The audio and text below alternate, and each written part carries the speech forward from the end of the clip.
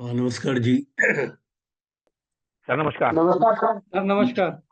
अच्छा, देखिए, आज हम लोग नक्षत्रों के बारे में बात करेंगे। और ये हमारा नक्षत्र खत्म होने के बाद ये हमारा पहला पड़ाव समाप्त होगा। नक्षत्रों के बारे में बात करने के पहले मैं आप लोगों को बताना चाहूंगा कि हर राशि के अंदर जैसे सवा दो नक्षत्र होते हैं, तो उसी प्रकार से जो ग्रह उस पे बैठे होते हैं उनकी डिग्रीज से हमें पता चल जाता है कि वो किस नक्षत्र में बैठे हैं। वैसे तो आपके पास पाराशा लाइट या जो भी सॉफ्टवेयर है, वो सॉफ्टवेयर भी आपको डिटेल में बताता है कि कौन सा प्लेनेट किस नक्षत्र में है। तो इसमें जो पापी ग्रह होते हैं, पाप प्रभाव के ग्रह होते हैं, एक तो वो कैटेगरी के ग्रह होते हैं। जैसे पांच ग्रह हो गए, सूर्य, मंगल, शनि, राहु, केतु।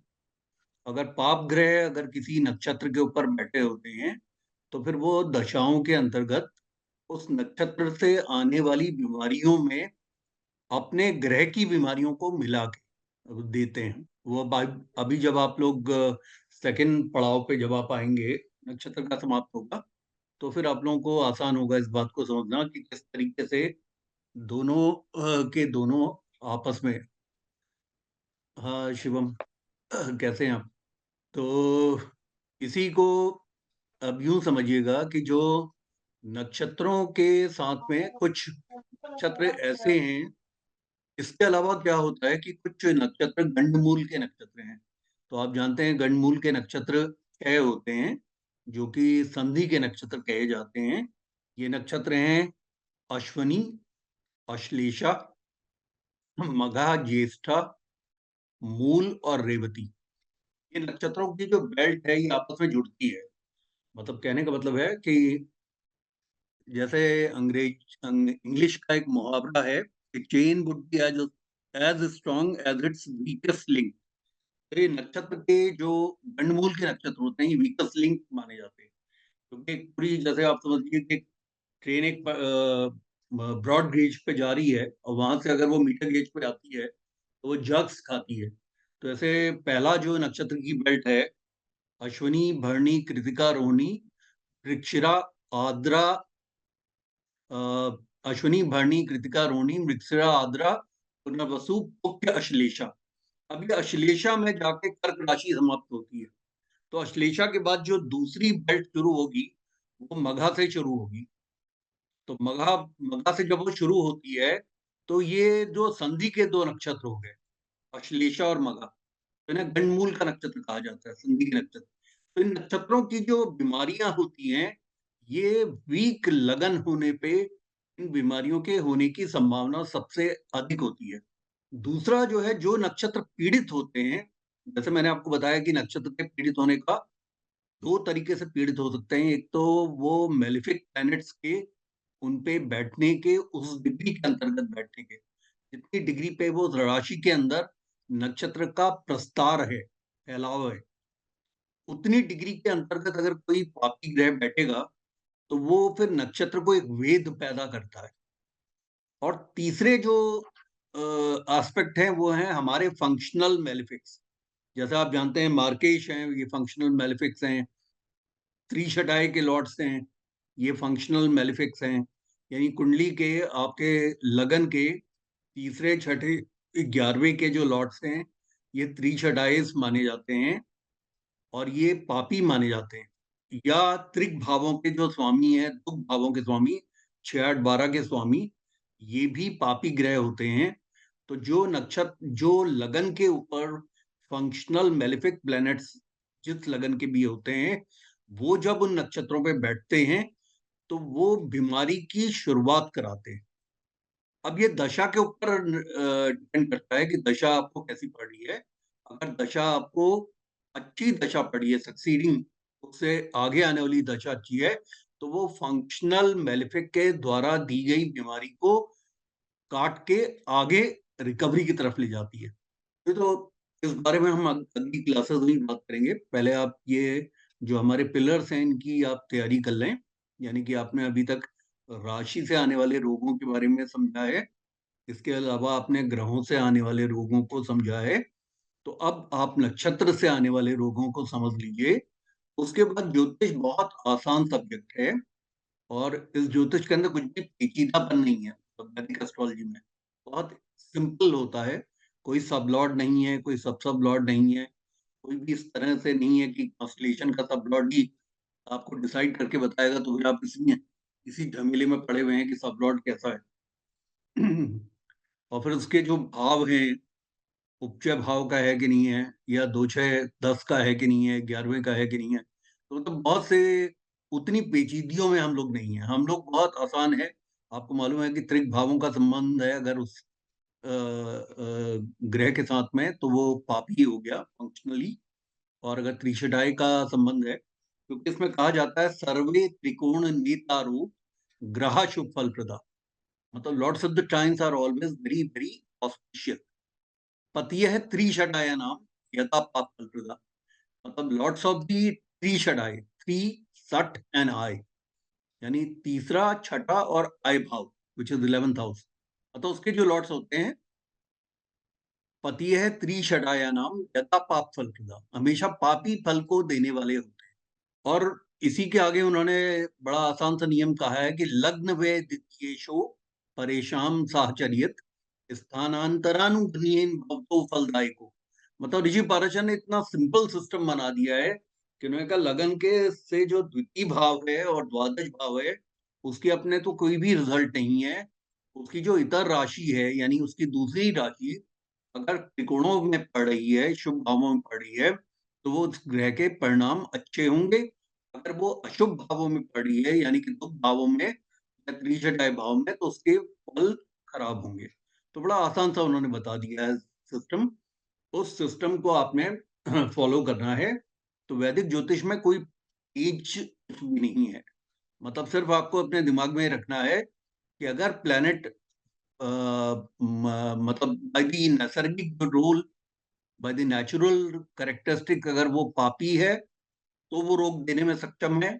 अगर वो फंक्शनल रूप से पापी है, यानी मार्केश है, बाधीश है, त्रिक भावों का स्वामी है, त्रिषडय का स्वामी है, और साथ में ऐसे नक्षत्र में बैठा है जो कि गंडमूल के नक्षत्र हैं, और लगन का स्वामी कमजोर है, और दशा का स्वामी जो है बाधीश है या मार्गेश है या त्रिशटाएश है या त्रिक का है स्वामी, तो फिर वो रोग कराने में सक्षम है। बहुत आसान सिस्टम है। तो ज्योतिष को समझने के लिए कोई, मतलब इसमें कोई बहुत ही बड़ी कोई मैथमेटिक्स इन्वॉल्व नहीं है, बहुत सिंपल कॉमन सेंस पे ज्योतिष। अब जैसे आप नक्षत्र के बारे में समझिए, जो पहला हमारा नक्षत्र है, सबसे पहले हम समझते हैं कि अश्विनी नक्षत्र, जैसे मैंने आपको बताया ये गंडमूल का नक्षत्र है। अश्विनी, अश्लेषा, मघा, ज्येष्ठा, मूल, रेवती, ये गंडमूल के नक्षत्र हैं। यानी इनसे आने वाली जो बीमारियां हैं, ये भीषण रूप ले सकती हैं। इस बात पे ये निर्भर करेगा कि लगन का स्वामी कितना हष्ट पुष्ट बलिष्ठ है। अगर नहीं है बलिष्ठ, तो इसका मतलब है कि ये बड़े रोग व्यक्ति को दे सकती है। अश्विनी नक्षत्र का जो स्वामी है, ये पहला नक्षत्र है, जो कि वर्नल इक्विनॉक्स में एरीज साइन का पहला नक्षत्र है। वर्नल इक्विनॉक्स का मतलब होता है वसंत संपात, जो कि हमारी जोडियक का स्टार्टिंग पॉइंट 0 डिग्री मेष राशि का है। वहां पे ये 0 डिग्री से लेकर 13 डिग्री 20 मिनट का ये नक्षत्र होता है, अश्विनी नक्षत्र। इसका जो स्वामी है वो केतु है, और ये गंडमूल नक्षत्रों के अंदर मैंने आपको बताया आता है। ये रिप्रेजेंट करता है मनुष्य का सबसे इंपॉर्टेंट ऑर्गन। मनुष्य का सबसे इंपॉर्टेंट ऑर्गन कौन सा है? ब्रेन। इनसे इंपॉर्टेंट कुछ भी नहीं है। आप एक बात देखिए कि अगर कोई ल्यूनेटिक हो जाता है, यानी कि कैंसर के मरीज को भी उसके रिश्तेदार नहीं छोड़ते आखिरी मुकाम तक, लेकिन अगर कोई व्यक्ति पागल हो जाता है या वो ल्यूनेसी में चला जाता है, तो ऐसे केसेस आपने सुने होंगे कि ल्यूनेटिक असाइलम से उनको लेटर पे लेटर भेजे जाते हैं कि आपका पेशेंट ठीक हो गया है, आप उसे घर ले जाइए, लेकिन उसका कोई रिश्तेदार उसको घर लेने नहीं आता। तो ये ब्रेन जो हमारा है, ये हमारा सबसे महत्वपूर्ण ऑर्गन है बॉडी का। तो ये अश्विनी नक्षत्र का कमांड, और इसकी इसका पूरे इसके अधीनस्थ जो है मनुष्य का ब्रेन है। इसका मतलब है कि ब्रेन से रिलेटेड कोई भी अगर बीमारी हो रही है या कोई इंजरी हो रही है हेड में, या वुंड या इंजरीज अगर उसमें स्कल में होती हैं तो वो इसी नक्षत्र से आती है। इसके अलावा इससे संबंधित जो और दूसरी बीमारियां हैं वो है मिर्गी के दौरे पड़ना, जैसे एपिलेप्सी है, माइग्रेन हेडेक होना। आप आप जानते ही होंगे कि माइग्रेन का हेडेक बहुत ही सीवियर होता है, और जिन लोगों को भी माइग्रेन हेडेक का अटैक पड़ता है उनको 2 से 3 दिन उनके पूरी तरह से वेस्ट हो जाते हैं, यानी कि वो दवाइयों पे और बिस्तर पे ही वो काटते हैं समय। ब्रेन का जो फीवर है, मेनिंजाइटिस है, जिसे मेनिंजाइटिस बोलते हैं, यानी ब्रेन फीवर होना, इसी प्रकार से पेंडेमिक में जो एपिडेमिक हैं, यानी कि कंटेजियस डिजीजेस हैं, उसमें मॉस्किटो बाइट से होने वाला मलेरिया या फिलेरिया, ये इसी के अधीनस्थ है। और जो चेचक पहले जैसे छोटी माता कहते थे, वो भी अश्वनी नक्षत्र के अधीन है। अब मैंने जो है वेस्टर्न व्यू ना लेके मैंने इसके अंदर जो व्यू लिया है वो कृष्णामूर्ति, श्री के एस कृष्णामूर्ति जी का व्यू लिया है, जो कि केपी सिस्टम के, हाँ, एंसेफेलाइटिस, राजेश आप ठीक कह रहे हैं, ब्रेन फीवर, ये भी कंटेजियस डिजीज है, और इसकी शायद एक मंकी से शुरू हुआ था। मस्कीटो बाइट से ही होता है सर ये। मॉस्किटो बाइट से होता है, मॉस्किटो बाइट। इसमें जो है कृष्णमूर्ति जी का मैंने व्यू लिया है वेस्टर्न व्यू के बदले। उसका एक कारण है कि एज ए टीचर मेरी डिसर्निंग पावर है कि कौन किस विषय पे सबसे अच्छा लिख सकता है। कृष्णमूर्ति जी ने नक्षत्रों के बारे में सबसे अधिक रिसर्च की है, और डिजीजेस के ऊपर नक्षत्रों को इंटरप्रेट किया है काफी गहराई के साथ। तो मैंने कृष्णमूर्ति जी का, कृष्णमूर्ति पद्धति के जो जिन्होंने फाउंडर रहे हैं, जिन्होंने बिगनिंग की है, एस कृष्णमूर्ति जी, उनका व्यू लिया है। इसके पहले मैं आपको ये बता दूं कि अश्विनी नक्षत्र से आने वाली बीमारियों के लिए जिस देवता की आपको पूजा करनी है वो है अश्विनी कुमार। अश्विनी कुमार जो देवता हैं, ये दोनों दोनों धन्वंतरी वैद्य की तरह से ये वैदिकी के देवता माने जाते हैं। इनके मंत्र होते हैं, वैदिक मंत्र होते हैं, इनके द्वारा पूजा की जाती है। इसमें के एस कृष्णमूर्ति जी का जो केपी थ्योरी के जो संस्थापक हैं, उनका जो व्यू है वो है कि अश्वनी नक्षत्र 0 डिग्री एरीज से 13 डिग्री 20 मिनट एरीज या मेष राशि के अंदर में फैला हुआ है। इसका आर्क है 13 degrees and 20 minutes in Aries राशि। इसमें ये पहला कॉन्स्टिलेशन है जोडियक का, और वो ये कहते हैं कि इसका जो अधिष्ट है, इस राशि का जो स्वामी है वो मंगल है, और जो कॉन्स्टिलेशन का जो स्वामी है, नक्षत्र का स्वामी है, वो केतु है। तो इस नक्षत्र के द्वारा जो part of the organs of body cover होते हैं, उसमें पहला है हमारा स्कल यानी कि हेड। इसके अलावा सेरिब्रल हेमिस्फीयर, सेरिब्रल हेमिस्फीयर हमारी बॉडी, ब्रेन का ऊपर का पोर्शन है जो सेरिब्रम को रखता है, यानी कि जिन चीजों पे वो कंट्रोल करता है वो हमारे मसल्स का मूवमेंट है, स्पीच है, रिटेंशन है, रीडिंग है, राइटिंग है, रिप्रोडक्शन है। यानी कहने का मतलब है कि आप लोगों का सेरिब्रल हेमिस्फीयर अच्छा काम कर रहा है, इसलिए आपको अपने टीचर की बात समझ में आ रही है। अदरवाइज आप अब पूछ रहे होते कि आपने सेरिब्रल हेमिस्फीयर की ब्रीड तो बताई नहीं है, पेडिग्री है या मिक्स्ड है। तो इसका मतलब आप समझ रहे हैं चीजों को। आप ये समझ रहे हैं कि सेरिब्रल हेमिस्फीयर जो है ब्रेन का वो पार्ट है जो कि ऊपर का पार्ट होता है, on the top of the brain, और जो लार्जेस्ट पोर्शन है जिसके अंदर सेरिब्रम होता है, वो सेरिब्रम में आपके मसल्स के मूवमेंट्स को वो डिक्टेट करता है। इसी प्रकार से स्पीच को वो कंट्रोल करता है। और इसके अलावा वो आपकी राइटिंग, अंडरस्टैंडिंग और रिप्रोडक्शन की जो, हाँ, वो असल में विषय दूसरा हो जाएगा क्राउन चक्र बोलने पे। क्योंकि क्राउन चक्र में सिर्फ वही नहीं आता, काफी कुछ आता है। तो बहरहाल कहने का मतलब है कि इसके अंदर जो ये गवर्न कर रहा है, ये मसल्स के मूवमेंट्स को गवर्न कर रहा है, स्पीच को गवर्न कर रहा है, आपकी रीडिंग को गवर्न कर रहा है, राइटिंग को, लर्निंग को, रिप्रोडक्शन को और रिमेम्बरेंस को, मेमोरी को। अगर आप में से कोई भी स्टूडेंट मुझसे पूछे कि आपको देखा देखा लग रहा है, तो फिर इसका मतलब है अश्विनी नक्षत्र के देवताओं की पूजा करने की जरूरत है, अगर मेमोरी ठीक से काम नहीं कर रही है तो। तो इसमें डिजीजेस जो होती हैं वो इंजरी इन द हेड, किसी भी तरह की इंजरीज या वुंड्स होना हेड पे, स्कल पे या ब्रेन में इंजरी हो जाना, वो अश्विनी नक्षत्र के पीड़ित होने से होती है। इसके अलावा किसी भी तरह का कंजेशन अगर ब्रेन में आ जाए, यानी कि कंजेशन कब आता है, जिस समय ब्रेन के अंदर आर्टीरियल ब्लड का फ्लो बढ़ जाता है। यानी कहने का मतलब है कि ब्रेन के अंदर कैपिलरीज होती हैं छोटी छोटी, जिस समय ब्लड प्रेशर आदमी का शूट करता है, तो जो आर्टरीज जो हार्ट से ब्रेन को जो आर्टरीज लेके जा रही हैं, आपको मालूम होगा कि ब्रेन से वापस लेके आती हैं जुगुलर वेन्स, और कॉर्ट्राइड आर्टरीज जो हैं हार्ट से ब्रेन में ब्लड लेके जाती हैं, उन्हें कॉर्ट्राइड आर्टरीज कहते हैं। जब उनमें ब्लड का फ्लो इतना बढ़ जाता है कि कैपिलरीज फटने लगती हैं, तो इसका मतलब है जो इस तरह की स्थिति आती है, कंजेशन ऑफ द ब्रेन कहते हैं इसको। इस कंजेशन की वजह कई हो सकती है, थ्रोम्बोसिस हो सकता है, एक ब्लड का क्लॉट हो सकता है जो कि वेन्स में आर्टरीज के अंदर फ्लो कर रहा है। वो अगर वीना केवा की तरफ फ्लो कर रहा है तो सारा ब्लड जो ऊपर को फ्लो करेगा, ब्लड प्रेशर का बढ़ जाना है।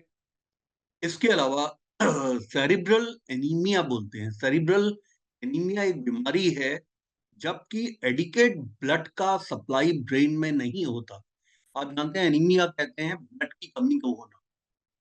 एनीमिया हम बोलते हैं हीमोग्लोबिन की कमी होना, उसको एनीमिया बोला जाता है।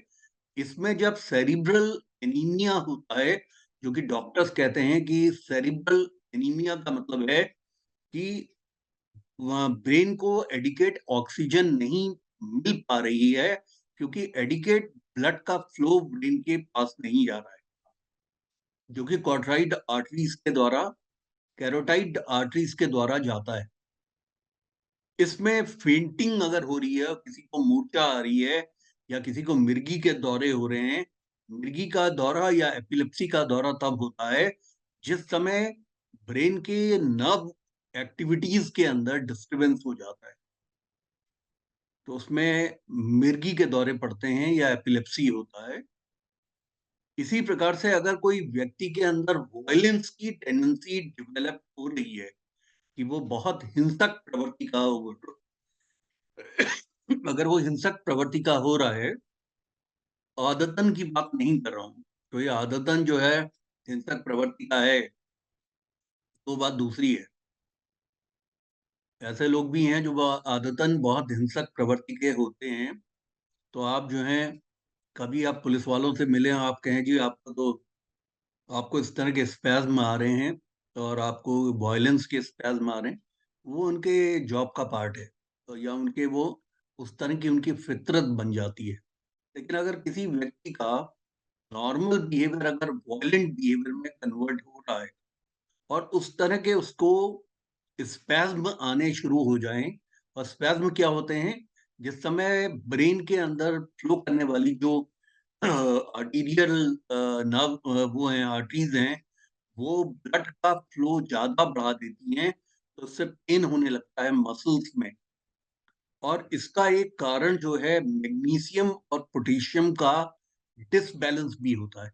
मैंने आप लोगों को पिछली एक क्लास में भी बताया था कि आजकल हम लोग बहुत कम पीएच का वाटर हम लोग जो है एक्वागार्ड वगैरह का पीने लगे हैं, जिससे कि जितने भी आयोन्स हैं, जितने अच्छे मिनरल्स हैं, वो मिनरल्स हमारी बॉडी को नहीं मिल पाते। अगर आपके घर में भी अगर रिवर्स ऑस्मोसिस या इस तरह के अगर आपके वो उसमें यंत्र लगे हुए हैं, ब्लड वाटर प्योरीफायर, तो आप अपना खाना कम से कम आप आम टैप वाटर से बनाइए, ताकि मैग्नीशियम है, पोटेशियम है, इनकी रिक्वायरमेंट है ब्रेन को एक सिंक्रोनाइज वर्क करने के लिए, उनकी कमी आपके ब्रेन में ना हो।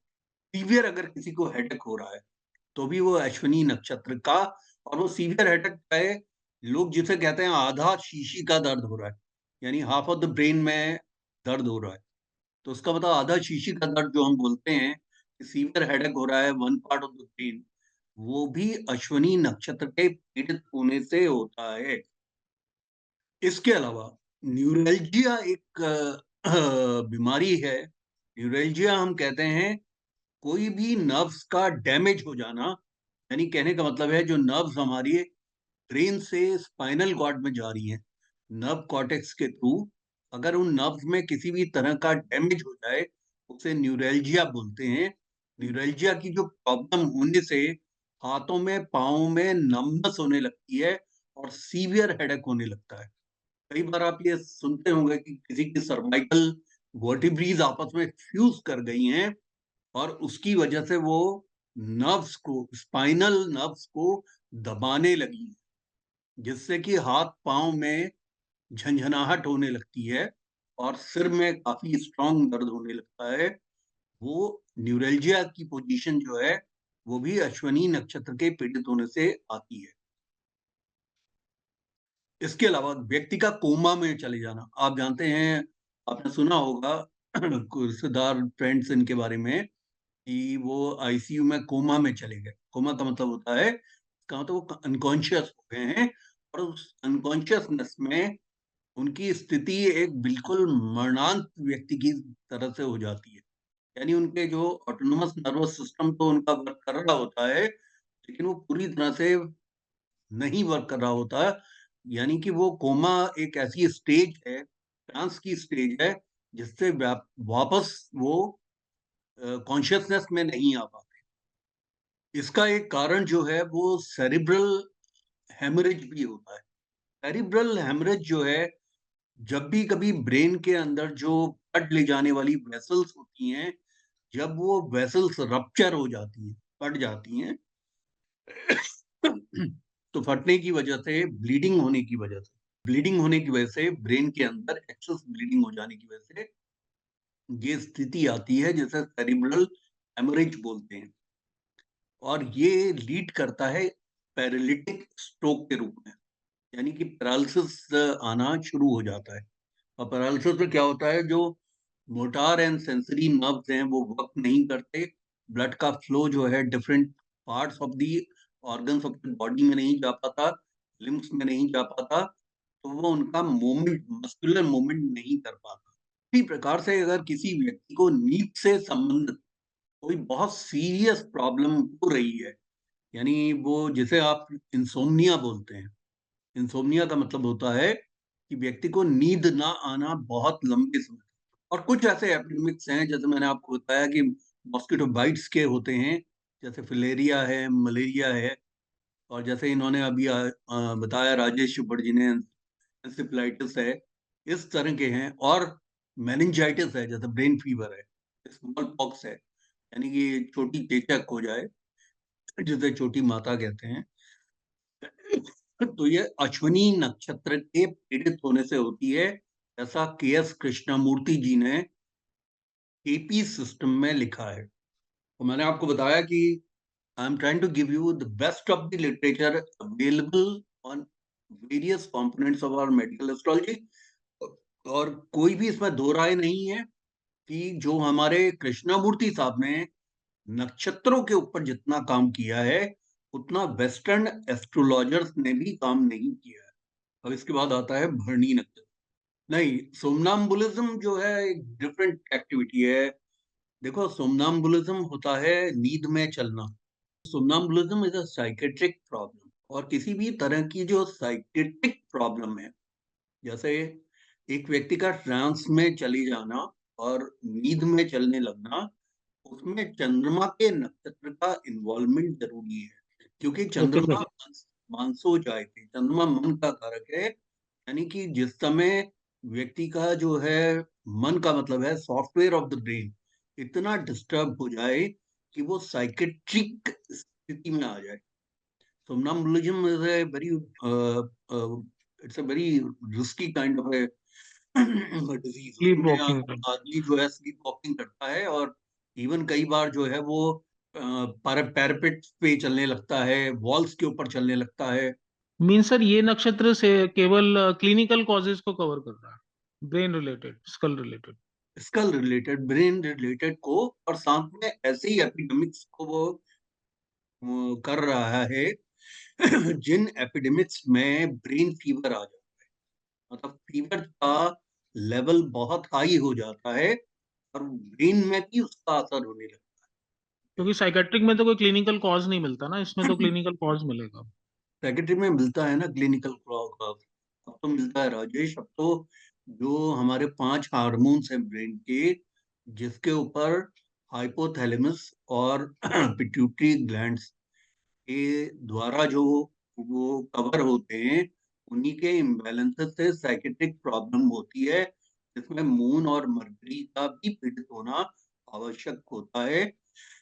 और वो जो है ऑक्सीटोसिन है, मुझे मतलब ऑफेंड मुझे एकदम से याद नहीं आ रहा है, जिसमें डोपामाइन है, डोपामाइन है, सेरोटोनिन है। सेरोटोनिन है, डोपामाइन है।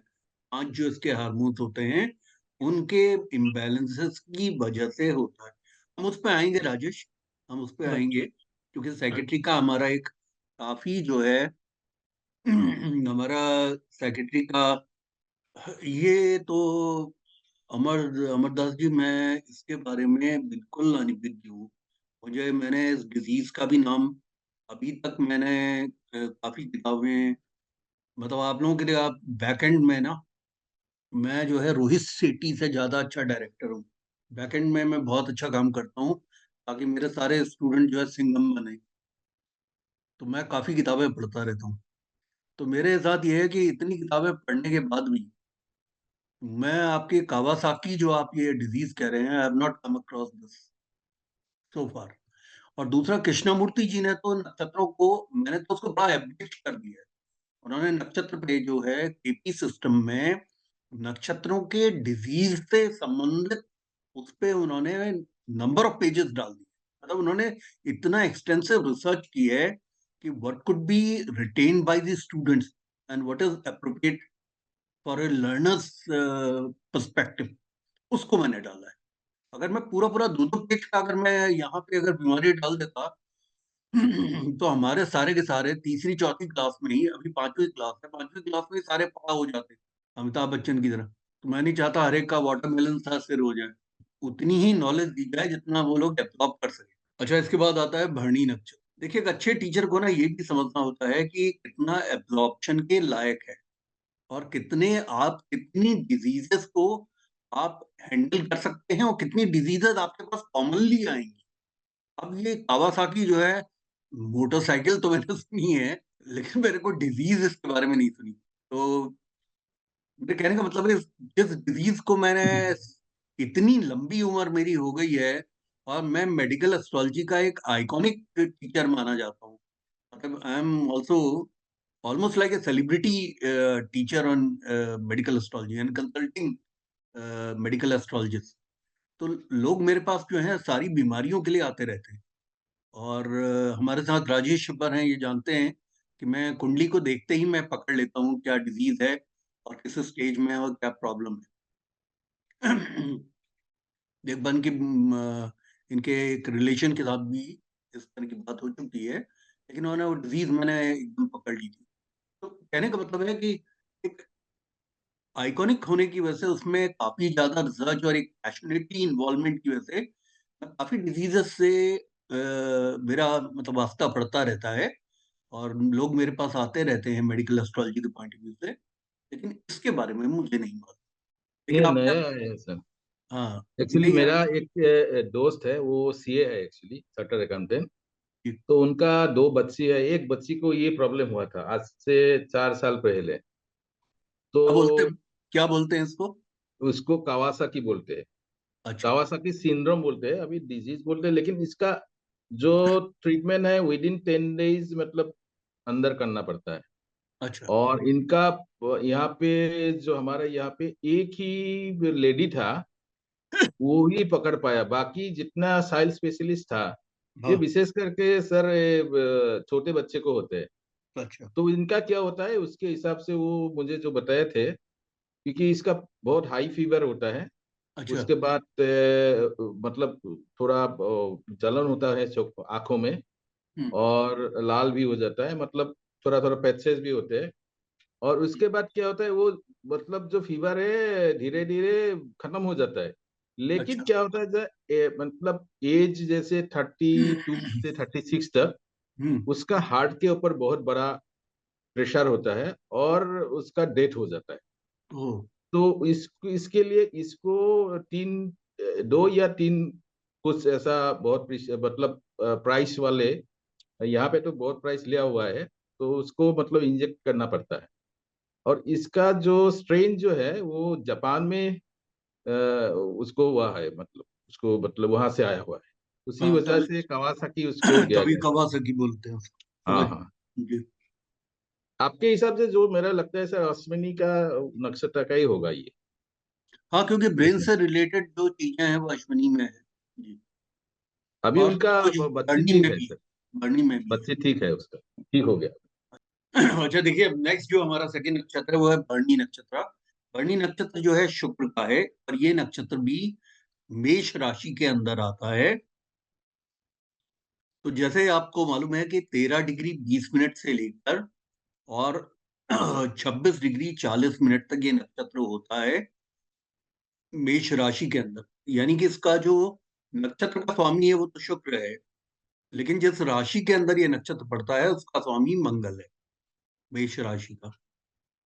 ये हमारी स्कल को और आंखों को और विजन को बताता है। विजन को क्यों बताता है? कोई भी इंजरी अगर आइज के आसपास होती है तो उसका ये भरणी नक्षत्र के पीड़ित होने से होती है, क्योंकि ये वीनस जो है कारक माने जाते हैं आंखों के, शुक्र कारक माने जाते हैं आंखों के।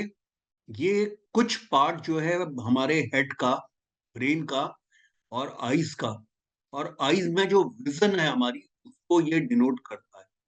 किसी भी तरह की नाइट ब्लाइंडनेस हो या कलर ब्लाइंडनेस हो, आपने सुना होगा कलर ब्लाइंडनेस भी होती है जिसमें कलर्स को लोग डिफ्रेंशिएट नहीं कर पाते। कुछ लोगों को ग्रीन कलर नहीं दिखता, उसको ग्रीन को भी वो रेड देखते हैं। तो कलर्स को जब डिफ्रेंशिएट आदमी नहीं कर पाता, और नाइट ब्लाइंडनेस एक ऐसी बीमारी है जो कि सूर्यास्त के बाद व्यक्ति को बहुत कम दिखाई पड़ता है। ड्राइव नहीं कर पाते, वो नाइट ब्लाइंडनेस होती है उनको। यानी डे टाइम में तो वो अच्छी तरह देख रहे होते हैं, लेकिन नाइट होने के बाद उनका देखना बंद हो जाता है। इसी प्रकार से कोल्ड की वजह से जो फीवर आता है, और हीट की वजह से जो फीवर आता है, जो हीट के एनवायरनमेंट में जो फीवर आता है, जिसको बेल्स पॉल्सी बोलते हैं, जो ठंडा और गर्म होने से जो फीवर आता है उसे बेल्स पॉल्सी बोलते हैं। बेल्स पॉल्सी में जो है फेस का पैरालिसिस हो जाता है। आपने सुना होगा कि एनडीए खड़गवासला में जो हमारे मतलब जो ट्रेनिंग के लिए जाते हैं, सेकंड लेफ्टिनेंट की ट्रेनिंग के लिए जाते हैं, उनको बेल्स पॉल्सी ज्यादा होता है। उसका कारण है कि वो इतनी गर्मी के अंदर भी उनको ड्रिल्स कराई जाती है, दौड़ाया जाता है, और सुबह 4 बजे उठा दिया जाता है। तो और समय उनको स्नान कराया जाता है। वो सब फ्रेश व्रेश होते हैं। तो एनडीए के अंदर काफी परसेंटेज के लोगों को बेल्स पॉल्सी हो जाता है, फेशियल पैरालिसिस हो जाता है, जो कि रिकवर होता है 3 माह के अंदर। इसी प्रकार से कोई भी विजन का कोई भी डिफेक्ट होता है तो वो भरणी नक्षत्र की वजह से होता है। भरणी नक्षत्र के जो ईश्वर हैं वो यमा हैं, यम। यानी कि भरणी नक्षत्र से आने वाली किसी भी तरह की विजन की प्रॉब्लम हो, नाइट ब्लाइंडनेस की प्रॉब्लम हो, कलर ब्लाइंडनेस की प्रॉब्लम हो, इसी प्रकार से ब्रेन से रिलेटेड कोई फीवर हो, कोई प्रॉब्लम हो, या ब्रेन के अंदर में कोई किसी तरह का ब्लड का फ्लो जो है या हार्मोनल फ्लो जो है प्रॉब्लमेटिक हो, तो फिर भरणी नक्षत्र की पूजा की जाती है। उसके देवता की, जो कि यम है, उनके मंत्र किए जाते हैं। इसमें कृष्णामूर्ति पद्धति में कृष्णामूर्ति साहब ने ये लिखा है कि भरणी नक्षत्र मेष राशि के अंदर 13 डिग्री 20 मिनट से 26 डिग्री 40 मिनट तक है। और ये सेकंड स्टार होता है या सेकंड कॉन्स्टिलेशन है जोडियक का, जिसका राशि का स्वामी मंगल है और नक्षत्र का स्वामी, स्टार का स्वामी शुक्र है। जो जिन पार्ट्स को ये बताता है वो पार्ट्स हमारे हेड हैं, यानी हमारे सिर को बताता है, सेरिब्रल हेमिस्फीयर को बताता है। मैंने आपको अभी सेरिब्रल हेमिस्फीयर का मतलब बताया था, जिसमें आप, जो आपके ब्रेन का सबसे बड़ा पार्ट है और जो कि ऊपर की तरफ होता है, सेरिब्रल हेमिस्फीयर के अंदर ही सेरिब्रम होता है, जो कि मस्कुलर मूवमेंट्स को, आपकी थिंकिंग को, आपकी लर्निंग कैपेबिलिटी को, रिटेंशन को, मेमोरी को, रिप्रोडक्शन को, आप किसी बात को सुनकर उस बात को दोबारा आप रिप्रोड्यूस कर पा रहे हैं, इन सभी घटनाओं के ऊपर सेरिब्रल हेमिस्फीयर का रोल होता है। और आपके मसल्स के प्रॉपर मूवमेंट, सिंक्रोनाइज मूवमेंट की भी।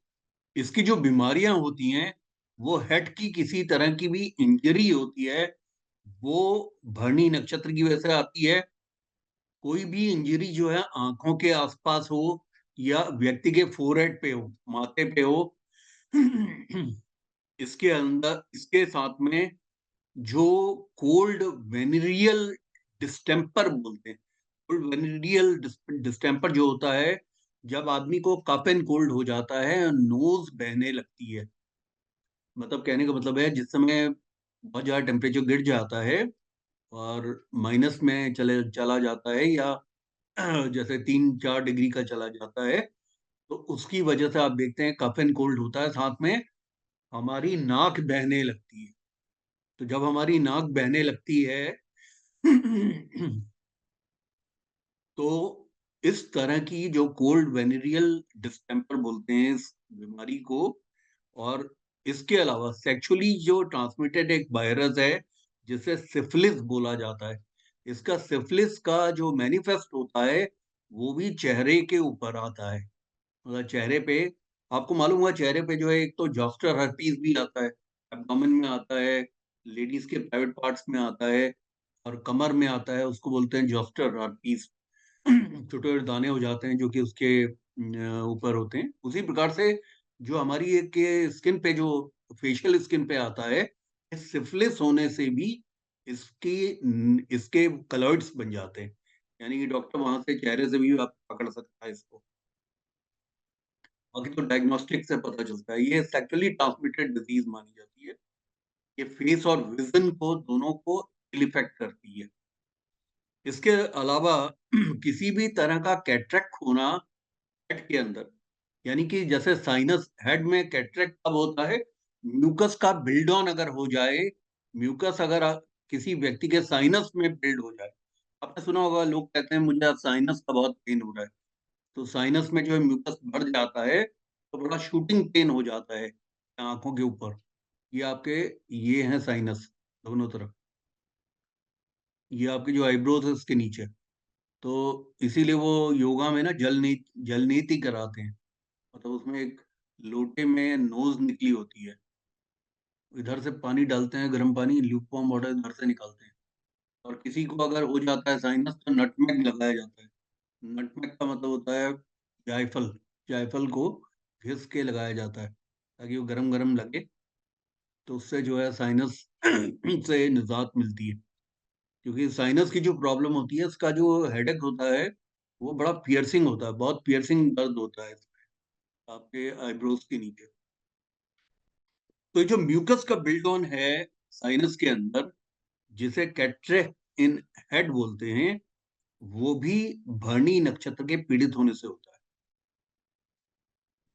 इसके अलावा किसी भी तरह का म्यूकस वैसे बिल्ड ऑन होना बॉडी के अंदर, ये भी भरणी नक्षत्र की वजह से होता है।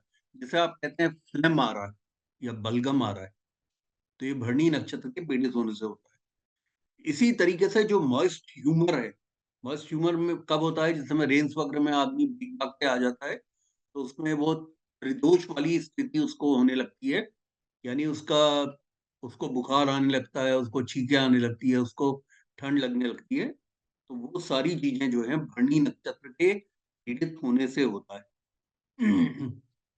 दूसरा भरणी नक्षत्र जो है, जब भी व्यक्ति ज्यादा जरूरत से ज्यादा प्लेजरेबल चीजों में चला जाता है, यानी कि वो प्लेजरेबल चीजों में आदमी कब जाता है, खाने पीने के समय, खाने पीने में उसका जो है चटोरापन हो, मतलब ये तो खैर नॉन टेक्निकल वर्ड हो गया, कहने का मतलब जिस समय फुटलूज होता है, उसको पता चला खाने को बैठा तो उसने जितना सम्चुअस मील है 56 भोग है खा गया। तो इस तरह की जो आदतें एक आदमी को होती हैं, तो इसका क्या मतलब है कि वो अपने टेस्ट को ग्रेटिफाई कर रहा है, मतलब जो उसका उसके टेस्ट बड्स हैं उनका वो पूरा वो उसके मजे ले रहा है। लेकिन उसकी वजह से बॉडी के अंदर कॉम्प्लिकेशंस शुरू हो जाते हैं, और वो जो प्लेजरेबल रीजंस की वजह से कॉम्प्लिकेशंस होते हैं, वो भरनी नक्षत्र के पीड़ित होने से होते हैं। इसी प्रकार से कुछ ऐसी डिस्टर्बिंग हैबिट्स होती हैं, जैसे बहुत से लोग आपने देखा होगा कि चेन स्मोकर होते हैं। चेन स्मोकर का मतलब ये नहीं होता है कि सिगरेट को चेन से बांध के मुंह में डाल दिया। चेन स्मोकर का मतलब होता है कि एक सिगरेट अभी बुझी नहीं है और उससे दूसरी सिगरेट जला ली।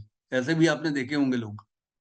वो सिगरेट को तो माइंड नहीं करते, वो इंडिया किंग और क्लासिक वगैरह बढ़िया से बढ़िया सिगरेट, जो कि 18-20 रुपए की आती है, लेकिन वो दियसलाई को माचिस पे पैसा नहीं खर्च करना चाहते। एक सिगरेट से दूसरी जलाते रहते हैं, उन्हीं को चेन स्मोकर बोलते हैं। मैं नहीं चाहता कि मेरा कोई भी स्टूडेंट आगे कोई भी बात मिसगाइडेड रूप में कहे कि गुरुजी ने कहा था चेन स्मोकर, तो चेन से सिगरेट को बांध के मुंह में लगा रहा है आदमी। तो यानी कहने का मतलब ये किस तरह की हैबिट्स हैं, दीज आर डिस्टर्बिंग हैबिट्स। किसी का टोबैको च्यूइंग करना, किसी का चेन स्मोकर बनना, किसी का जरूरत से ज्यादा अल्कोहल लेना, ये सारी जो चीजें हैं, ये भरणी नक्षत्र के पीड़ित होने से होती है, ऐसा कृष्णमूर्ति जी कहते हैं। अब आया कृतिका नक्षत्र, ये तीसरा नक्षत्र है। कृतिका नक्षत्र का एक चरण आपको मालूम है कि वो मेष राशि के अंदर पड़ता है, और इसके 3 चरण फिर वृष राशि में पड़ते हैं। जो कृतिका नक्षत्र है, उस नक्षत्र का जो स्वामी है वो सूर्य है। ये नक्षत्र जो है हमारी आईज को बताता है, यानी कहने का मतलब है कि आंखों में किसी भी तरह का जो डिफेक्ट है, वो कृतिका नक्षत्र की वजह से होता है। आपने कई बार देखा होगा कुछ लोगों को स्क्विंट होता है। स्क्विंट का मतलब होता है कि वो उनकी आंखों की जो आयरस में जो उनकी प्यूपल होती हैं, वो प्यूपल सिंक्रोनाइज नहीं होती। जैसे अभी मैं जैसे देख रहा हूं आप लोगों को, तो मेरी दोनों ही आंखें नीचे देख रही। सपोज मेरी एक आंख आप लोगों को देख रही होती है, एक आंख ऊपर को देख रही होती है टीवी की तरफ, तो आप क्या बोलते हैं, स्क्विंट आंख में। समझ रहे हैं आप? आपने कई बार देखा होगा कुछ लोगों की आईज की जो प्यूपल होती है वो थोड़ी सी मिसप्लेस्ड होती है, वो दूसरी तरफ को देख रही होती है। सर तो इस बेंगापन बोलते हैं। है, सर बेंगापन बोलते हैं हिंदी में। हाँ मेगापन, या उसको looking London, talking to Tokyo भी बोलते हैं, मतलब स्टूडेंट टाइम में ऐसा बोलते थे। हाँ, ठीक कह रहे हैं शिवम, लेकिन ये भी नॉन टेक्निकल वर्ड हो गया, इसे स्क्विंट ही बोलिएगा। इसी तरीके से ये हमारे ब्रेन को, फेस को, नेक को, थ्रोट को, मतलब कहने का मतलब है थ्रोट का जो टॉन्सिल का पोर्शन है उसको भी कृतिका नक्षत्र बताता है। जैसे टॉन्सिलाइटिस हो जाता है, टॉन्सिल्स सूज जाते हैं, या लोअर जॉ में किसी भी तरह की प्रॉब्लम का होना, ये भी कृतिका नक्षत्र है। कई बार आपने देखा होगा कि लोअर जॉ जो है, लोअर जॉ के मूवमेंट अच्छे नहीं होते, तो आप ये देखते हैं जैसे आदमी की उम्र बढ़ती जाती है, और खासतौर पर अल्जाइमर के जो पेशेंट होते हैं उनकी उनका सलाइवा निकलने लगता है खाने में। कुछ लोगों का लोअर जॉ वैसे ही नीचे जा थोड़ा सा लूज हो जाता है, तो उनके सलाइवा या उनका फूड जो है बाहर निकल रहा होता है। और कुछ लोगों का आदतन भी निकलता है। पहले मैं एक कंपनी में काम करता था, तो मेरे जनरल मैनेजर जब भी कभी ऑफिस की पार्टीज में खाते थे, तो उनके उनका जो है खाना हमेशा जो है वो टाई पे गिरता था या टाई के किनारे गिरता था। तो एक बार मैंने उनसे कहा, मैंने कहा आपने आपने डिनर ले लिया है क्या? बोला ये निशान, ये तो मेरा पिछली पार्टी का है। तो हर पार्टी में ही उनका वो मुंह से वो खाने का गिरता ही गिरता था। तो ये जो है, ये जो लोअर जॉ का लूज हो जाना, इसका इसकी मसल्स का उनकी टाइटनिंग ना रहना, ये स्थिति वैसे तो ओल्ड एज में आने लगती है और अल्जाइमर के पेशेंट को भी आती है। ये कृतिका नक्षत्र के अंतर्गत अगर पीड़ित होता है कृतिका नक्षत्र, तो लोअर जॉ जो है वो लूजन अप हो जाता है, टॉन्सिलाइटिस हो जाता है, टॉन्सिल्स जो है हमेशा सूज जाते हैं, स्वेलिंग हो जाती है नेक के अंदर। नेक में स्वेलिंग का होना, आप जानते हैं नेक में स्वेलिंग कब कब होती है? नेक में स्वेलिंग मम्स आने, टॉन्सिल्स आने, इसकी वजह से हो जाती है। नेक में स्वेलिंग सर्वाइकल स्पॉन्डिलाइटिस की वजह से भी होती है। इसी प्रकार से एक आदमी का कंफ्यूज्ड स्टेट में आ जाना, इसका मतलब है वो इनडिसाइसिव हो गया है, इनकोहेरेंट हो गया है, यानी वो कुछ भी बोल रहा है, उस वो जो बात भी बोल रहा है उसमें वो जंप कर रहा है एक विषय से दूसरे विषय के अंदर। तो इसे इनकोहेरेंसी बोलते हैं कि वो कोहेरेंट नहीं है। वो जिस सब्जेक्ट विषय पे बोल रहा है, सब्जेक्ट को जंप कर रहा है from one point two another point, मतलब उसे कोहेरेंसी नहीं रही, वो उस तारतम्य के साथ नहीं बोल पा रहा है। इसी प्रकार से बॉडी के अंदर बॉइल्स होना, मतलब फोड़े आ जाना। कई बार क्या होता है, एपिडर्मिस जो हमारी आउटर स्किन है, उसके अंदर फोड़े होने लगते हैं। तो ये भी कृतिका नक्षत्र के पीड़ित होने से है। इसमें हमें जो इनके जो देवता हैं, वो हैं गॉड हैं अग्नि। अग्नि की पूजा करनी होती है या अग्नि का हवन वगैरह करना होता है। उससे ये इसी तरीके से कभी कभी कुछ लोगों की आंखों में ना ब्लड आने लगता है आइरिस में। आइरिस जो हमारा ये व्हाइट पोर्शन है, इसे बोलते हैं सब कंजंक्टिवल हेमरेज। सब कंजंक्टिवल कंजंक्टिवल हेमरेज का मतलब होता है कि आइरिस में जो कैपिलरीज जा रही हैं, वो कैपिलरीज जो हैं वो उसमें से रिसाव हो रहा है। यानी कहने का मतलब है कि वो जो आइरिस है, जिसे व्हाइट पोर्शन है हमारे आइस का, उसमें कैपिलरीज के फर्स्ट कट जाने से ब्लड आ जाता है। तो उसे आप कहते हैं सब कंजंक्टिवल हेमोरेज। हेमोरेज का मतलब ये है कि एक खून का थक्का बन जाना, ब्लड इन आइज जिसे आप कहते हैं। तो ये भी इसकी वजह से होता है। अब कृष्णामूर्ति साहब जो हैं, वो उसके बारे में, कृतिका के प्रथम क्वार्टर के बारे में, वो कहते हैं कि जो एरीज राशि के अंदर कृतिका का पहला फर्स्ट चरण पड़ता है, जो 26 डिग्री 40 मिनट से लेकर 30 डिग्री एरीज में पड़ता है। और ये साइन चूंकि मेष राशि का है, मंगल का है साइन, और इसके स्टार जो कृतिका के हैं वो सूर्य हैं। तो जिन पार्ट्स पे इनका कंट्रोल है, वो है हमारे हेड, यानी कि हमारे हेड और ब्रेन है, आईज हैं, विजन है हमारा, यानी कि हम कितना सही देख पाते हैं। आप जानते हैं कि एक एवरेज आदमी की जो हेल्दी आईज होती हैं 6/6 विजन की होती हैं। विजन उसका 6/6 होता है, चाहे वो उसकी सिलिंड्रिकल आईज हो, लेकिन विजन हमेशा 6/6 ही होगा। वो कहते हैं जो उसमें बीमारियां होती हैं, वो होती हैं जैसे बहुत तेजी से किसी आदमी को फीवर आ जाना। फीवर का जैसे 105 तक चला जाना, 104 तक आप सुनते होंगे कि फीवर एकदम से शूट अप कर गया। तो व्यक्ति को डॉक्टर ने कहा कि उसको एक टब में जो है बर्फ डाल के, मतलब आइस डाल के आप उसको बिठा दीजिए। बच्चों के साथ में कई बार होता है कि उनको बहुत ज्यादा फीवर आ जाता है, तो उनको जो है पानी में बर्फ डाल के, या वो एक पोटली में बर्फ करके उनके आप माथे पे लगाते हैं। तो फीवर को डाउन करने के लिए डॉक्टर्स कहते हैं, क्योंकि ज्यादा फीवर होने से ब्रेन के न्यूरॉन सेल्स के डेड होने का खतरा बनता है। इसके अलावा मलेरिया होना। अब देखिए, कुछ बीमारियां दो दो नक्षत्रों के अंदर आ रही हैं, लेकिन आपको उसमें कोई भी परेशान होने की आवश्यकता नहीं है, क्योंकि जो इसमें अश्विनी के अंदर भी मलेरिया था, तो वो भी मेष राशि के अंदर आ रहा था, अश्विनी नक्षत्र। और ये कृतिका का पहला चरण भी मेष राशि में ही आ रहा है। तो उसमें कॉमन है, जैसे मलेरिया इसमें मॉस्किटो बाइट से होता है, या फिलेरिया है, फिलेरिया में ये भी मॉस्किटो बाइट से होता है, लेकिन फिलेरिया और मलेरिया में ये फर्क है कि इसमें मसल पेन बहुत होता है और एब्डोमिनल पेन होता है, चेस्ट पेन होता है फिलेरिया में। मलेरिया, फिलेरिया, फिलेरिया भी मॉस्किटो बाइट से ही होता है। दोनों में ये फर्क है कि मलेरिया में आदमी को ठंड लगती है। आप में से सभी लोगों ने इसका अनुभव किया होगा, कोई ना कोई परिवार के लोगों को पहले तो मलेरिया बहुत ज्यादा होता था मॉस्किटोज बाइट से। अब थोड़ा कंट्रोल आ गया है, कम होने लगा है। जो इसमें फिलेरिया होता है उसमें मसल पेन बहुत होता है और एब्डोमिनल और चेस्ट की मसल्स में पेन होता है।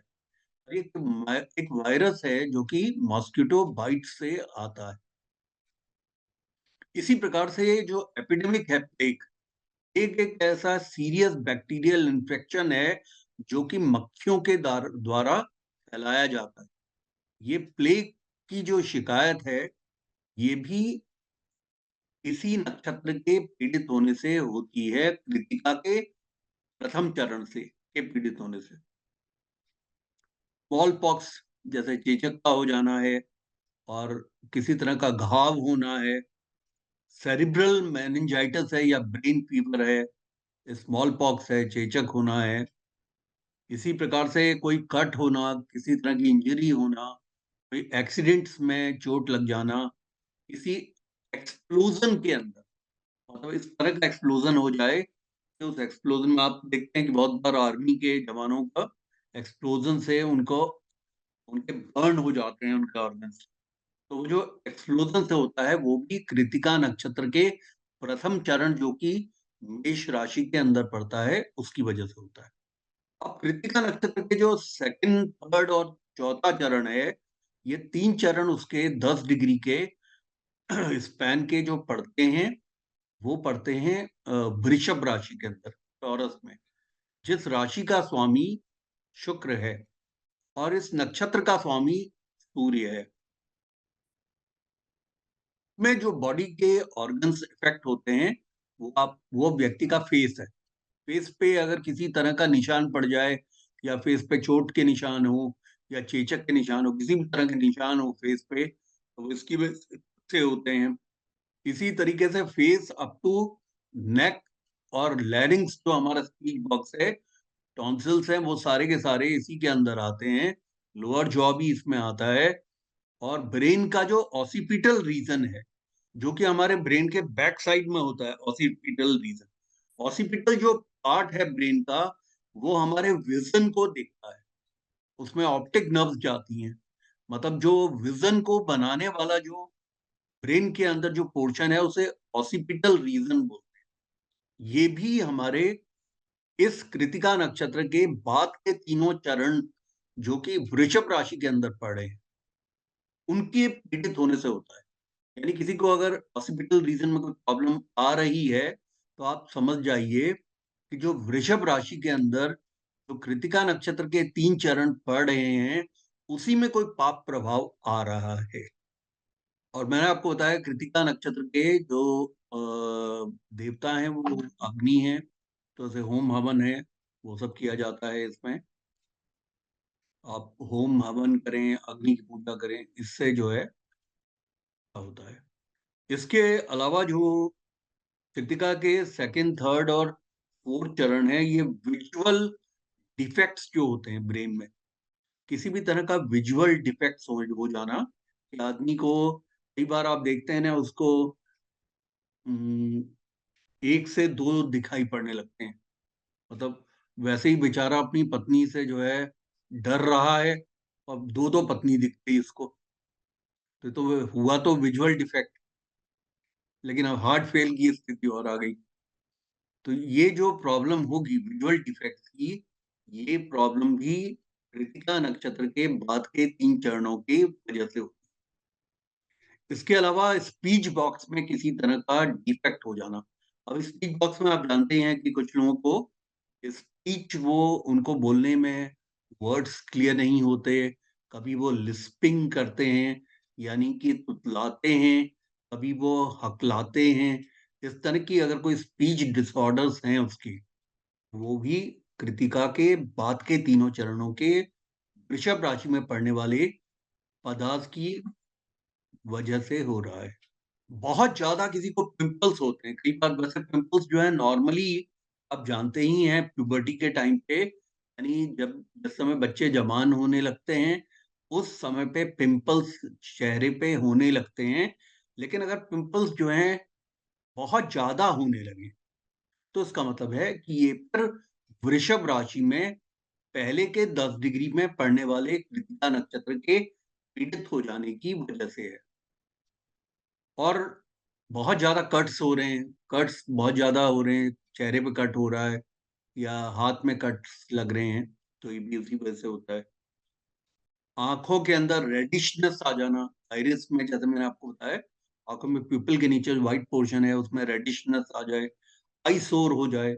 आंखों में कभी बार आई सोर, जैसे बेड सोर्स होते हैं ना, तो आई सोर्स भी होते हैं, तो उसमें आप जानते ही हैं कि वो एक आइसोर, आप जानते हैं ना वो जो हमारी ये आंखों की जो मीरीज होती हैं उनमें अंदर की तरफ से एक दाना सा निकल आता है, आइसोर्स हो जाना। तो वो चुभता है फिर आंखों में, ये पेट की खराबी से होता है। इसके अलावा क्विंजी बोलते हैं एक बीमारी को, क्विंजी का मतलब है टॉन्सिल्स में कभी कभी पस का फॉर्मेशन हो जाता है। टॉन्सिलाइटिस में पस फॉर्मेशन नहीं होता है, उसमें टॉन्सिल्स इन्फ्लेमेट करते हैं, यानी कि सूज जाते हैं, बड़े हो जाते हैं। लेकिन जो क्विंजी बीमारी है, क्विंजी में क्या होता है, जो हमारे लेफ्ट एंड राइट टॉन्सिल्स हैं उसमें पस आ जाता है, पस फॉर्मेशन हो जाता है। तो वो बैक्टीरियल एक्शन की वजह से होता है।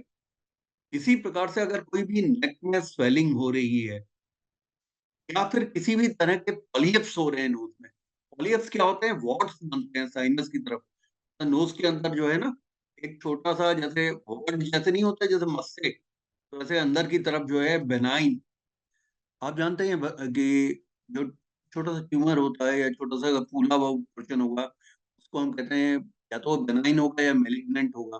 मेलिग्नेंट का मतलब होता है कैंसरस और बेनाइन का मतलब नॉन कैंसरस। वो जो नाक के अंदर जो अंदर की तरफ से और साइनस की तरफ से जो एक फूल जाता है, एक मांस का टुकड़ा वॉट की तरह जैसे मस्सा होता है उसकी तरह, तो वो क्या होता है कि वो ब्रीदिंग में डिफिकल्टी क्रिएट करने लगता है। ये वॉट्स जो हैं ये साइनस के एरिया में ज्यादा होते हैं, बैक ऑफ द नोज होते हैं, इनको पॉलियप्स बोलते हैं। पॉलियप्स का आप जानते ही हैं कि इसका लोग सर्जरी कराते हैं, एडिनॉइड्स की एंड पॉलियप्स की।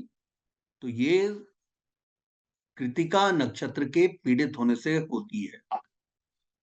तो अब जब कोई आपके पास आएगा और कहेगा पॉलियप्स एंड एडिनॉइड्स हैं तो मैं सर्जरी कराऊं कि ना कराऊं, तो आपको मालूम है कि जो पॉलियप्स होते हैं, एडिनॉइड्स होते हैं, इनकी सर्जरी कराने के बाद भी ये हो जाते हैं। एक तो जनरल एनेस्थीसिया दे के सर्जरी होती है, सर्जरी करके वो निकालते हैं इसको, लेकिन वो फिर 10-12 महीने के अंदर वो दोबारा हो जाते हैं।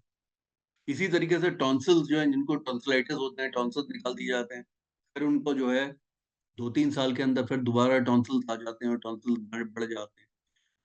इस तरह की अगर कोई आपके पास पथरी लेके आता है और कंप्लेन करता है तो आप उसे क्या बोलेंगे कि भाई अग्नि की पूजा करो, तो वो पूछेगा अग्नि की पूजा कैसे करूं, पड़ोसी का मकान जला दूं क्या, और उसमें आप और उसमें प्रणाम करूं क्या?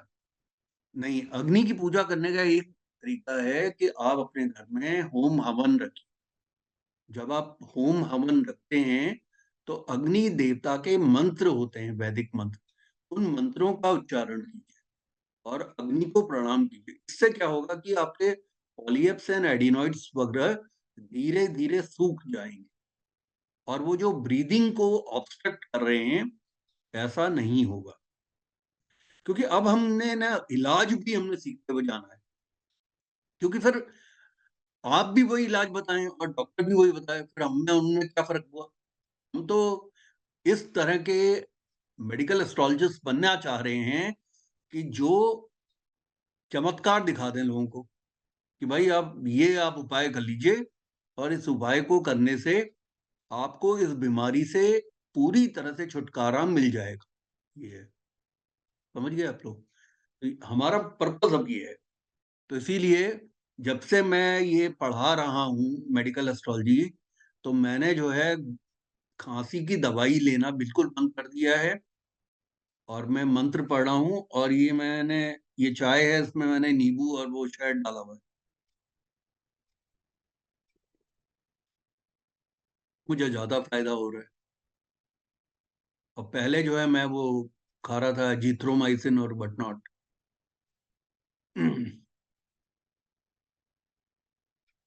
रोहिणी नक्षत्र है, ये चौथा हमारा नक्षत्र है, जिसका स्वामी चंद्रमा होते हैं। ये हमारे फेस को ये हमारे फेस को रूल करते हैं, हमारी जिह्वा को रूल करते हैं। और इसके अलावा ये नक्षत्र हमारे नेक में जो वर्टिब्रल कॉलम जो जा रही है, उसके ऊपर भी इनका अधिकार है। यानी कहने का मतलब है कि नेक में अगर आप थोड़ा सा दबाएंगे तो आप देखेंगे वर्टिब्रास होती हैं, यानी कि सर्वाइकल वर्टिब्रीज वगैरह होती हैं, तो वो स्टिफ होने लगती है, तो उसका अधिकार इस रोहिणी नक्षत्र का है। इस रोहिणी नक्षत्र के पीड़ित होने से और चंद्रमा के पीड़ित होने से व्यक्ति को क्या होता है, स्वेलिंग होने लगती है नेक में। कई बार आप देखते हैं एक्सरे कराना पड़ता है नेक का, या एमआरआई कराना पड़ता है, और नहीं लगाना पड़ता है, और क्रेप बैंडेज बांधनी पड़ती है, या कॉलर लगाना पड़ जाता है, कॉलर आता है वो भी लगाते हैं।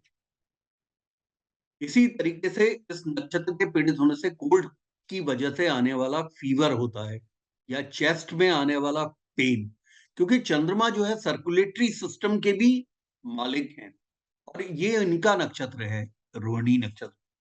इसमें होने से चेस्ट में किसी भी तरह का पेन अगर आदमी को हो रहा है, तो वो भी रोहिणी नक्षत्र के पीड़ित होने से होगा। लेडीज में अगर रेगुलर मेंस्ट्रुअल साइकिल चल रही है, तो वो रोहिणी नक्षत्र के पीड़ित होने से होता है। कभी कभी आप देखते हैं कि कुछ लेडीज को from the time of the puberty till the time of menopause, तब तक उनको हमेशा डिसऑर्डर मेंसेस होते हैं। तो इसका मतलब आप समझ जाइए कि ये रोहिणी नक्षत्र के पीड़ित होने से है। अब इसका सॉल्यूशन आपको रोहिणी से ही निकालना है, और उसके जो गॉड है वो ब्रह्मा है। तो ब्रह्मा जी का जो एक मंदिर है, ब्रह्मा जी का एक सिंगल मंदिर है पुष्कर में। आप उनको बोलिए भाई पुष्कर होके आओ। जब आप पुष्कर होके आओगे तो ये बिल्कुल ठीक हो जाएगा।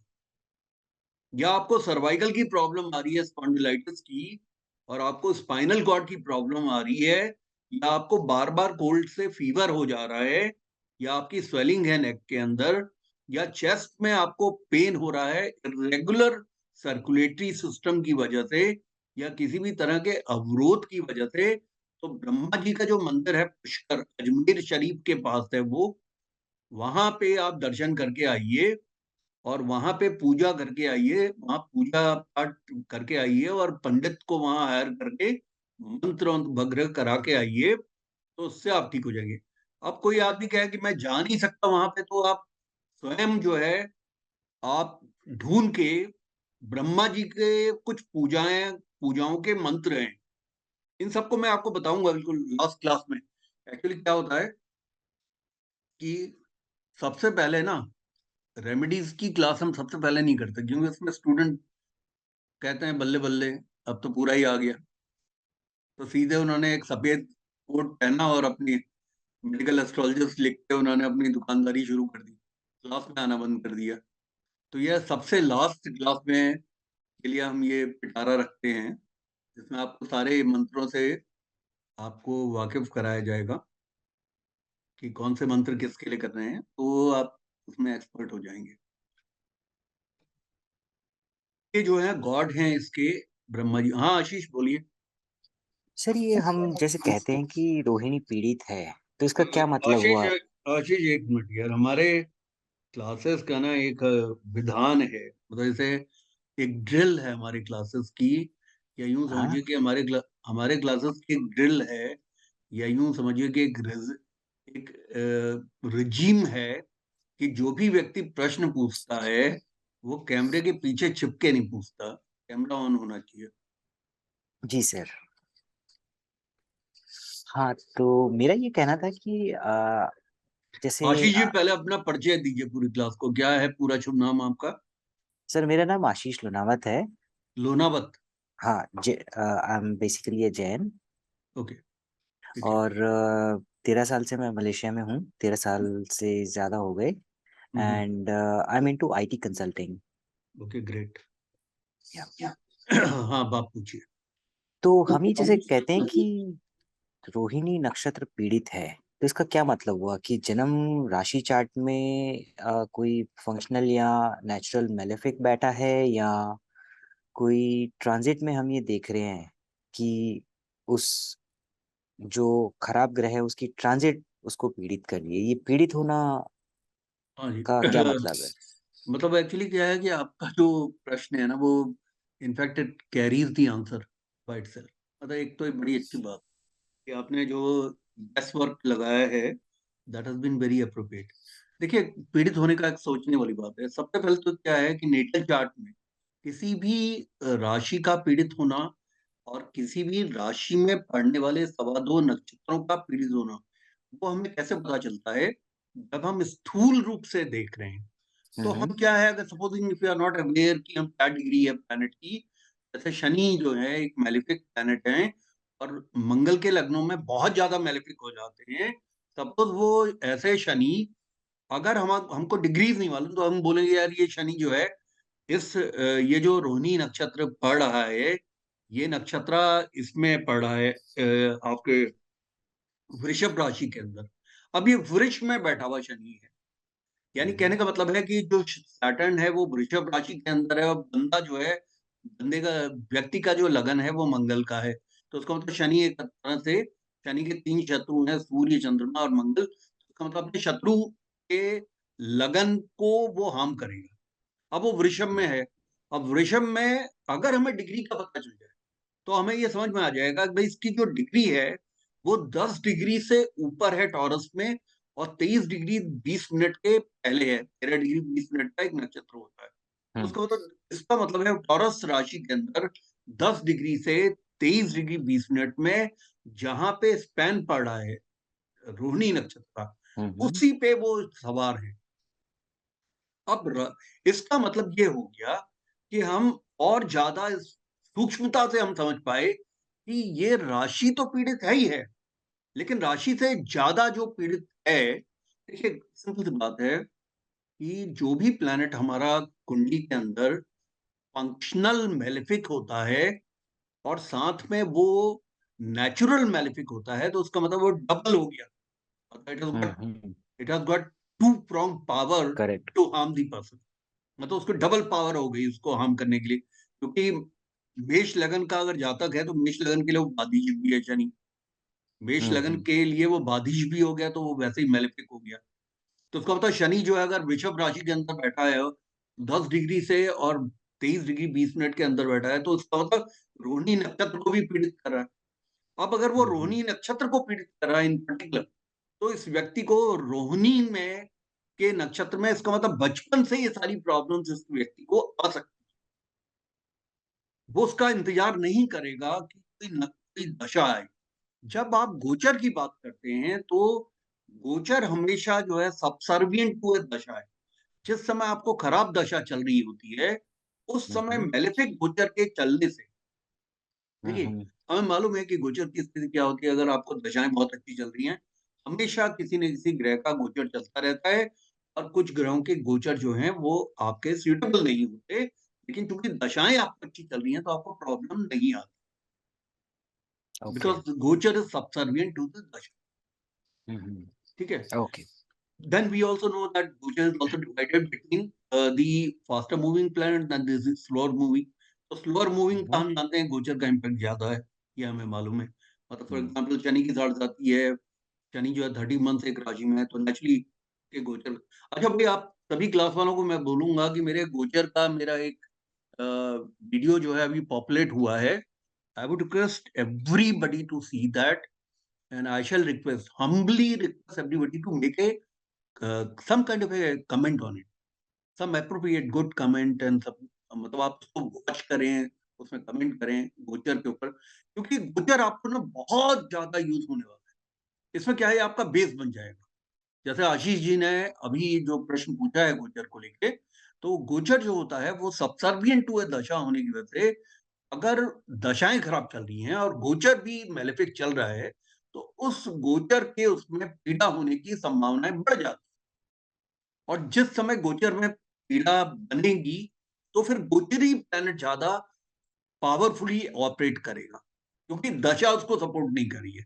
दशा ऑलरेडी ये डिक्टेट दे रही है कि इस व्यक्ति का समय लीन पीरियड चल रहा है।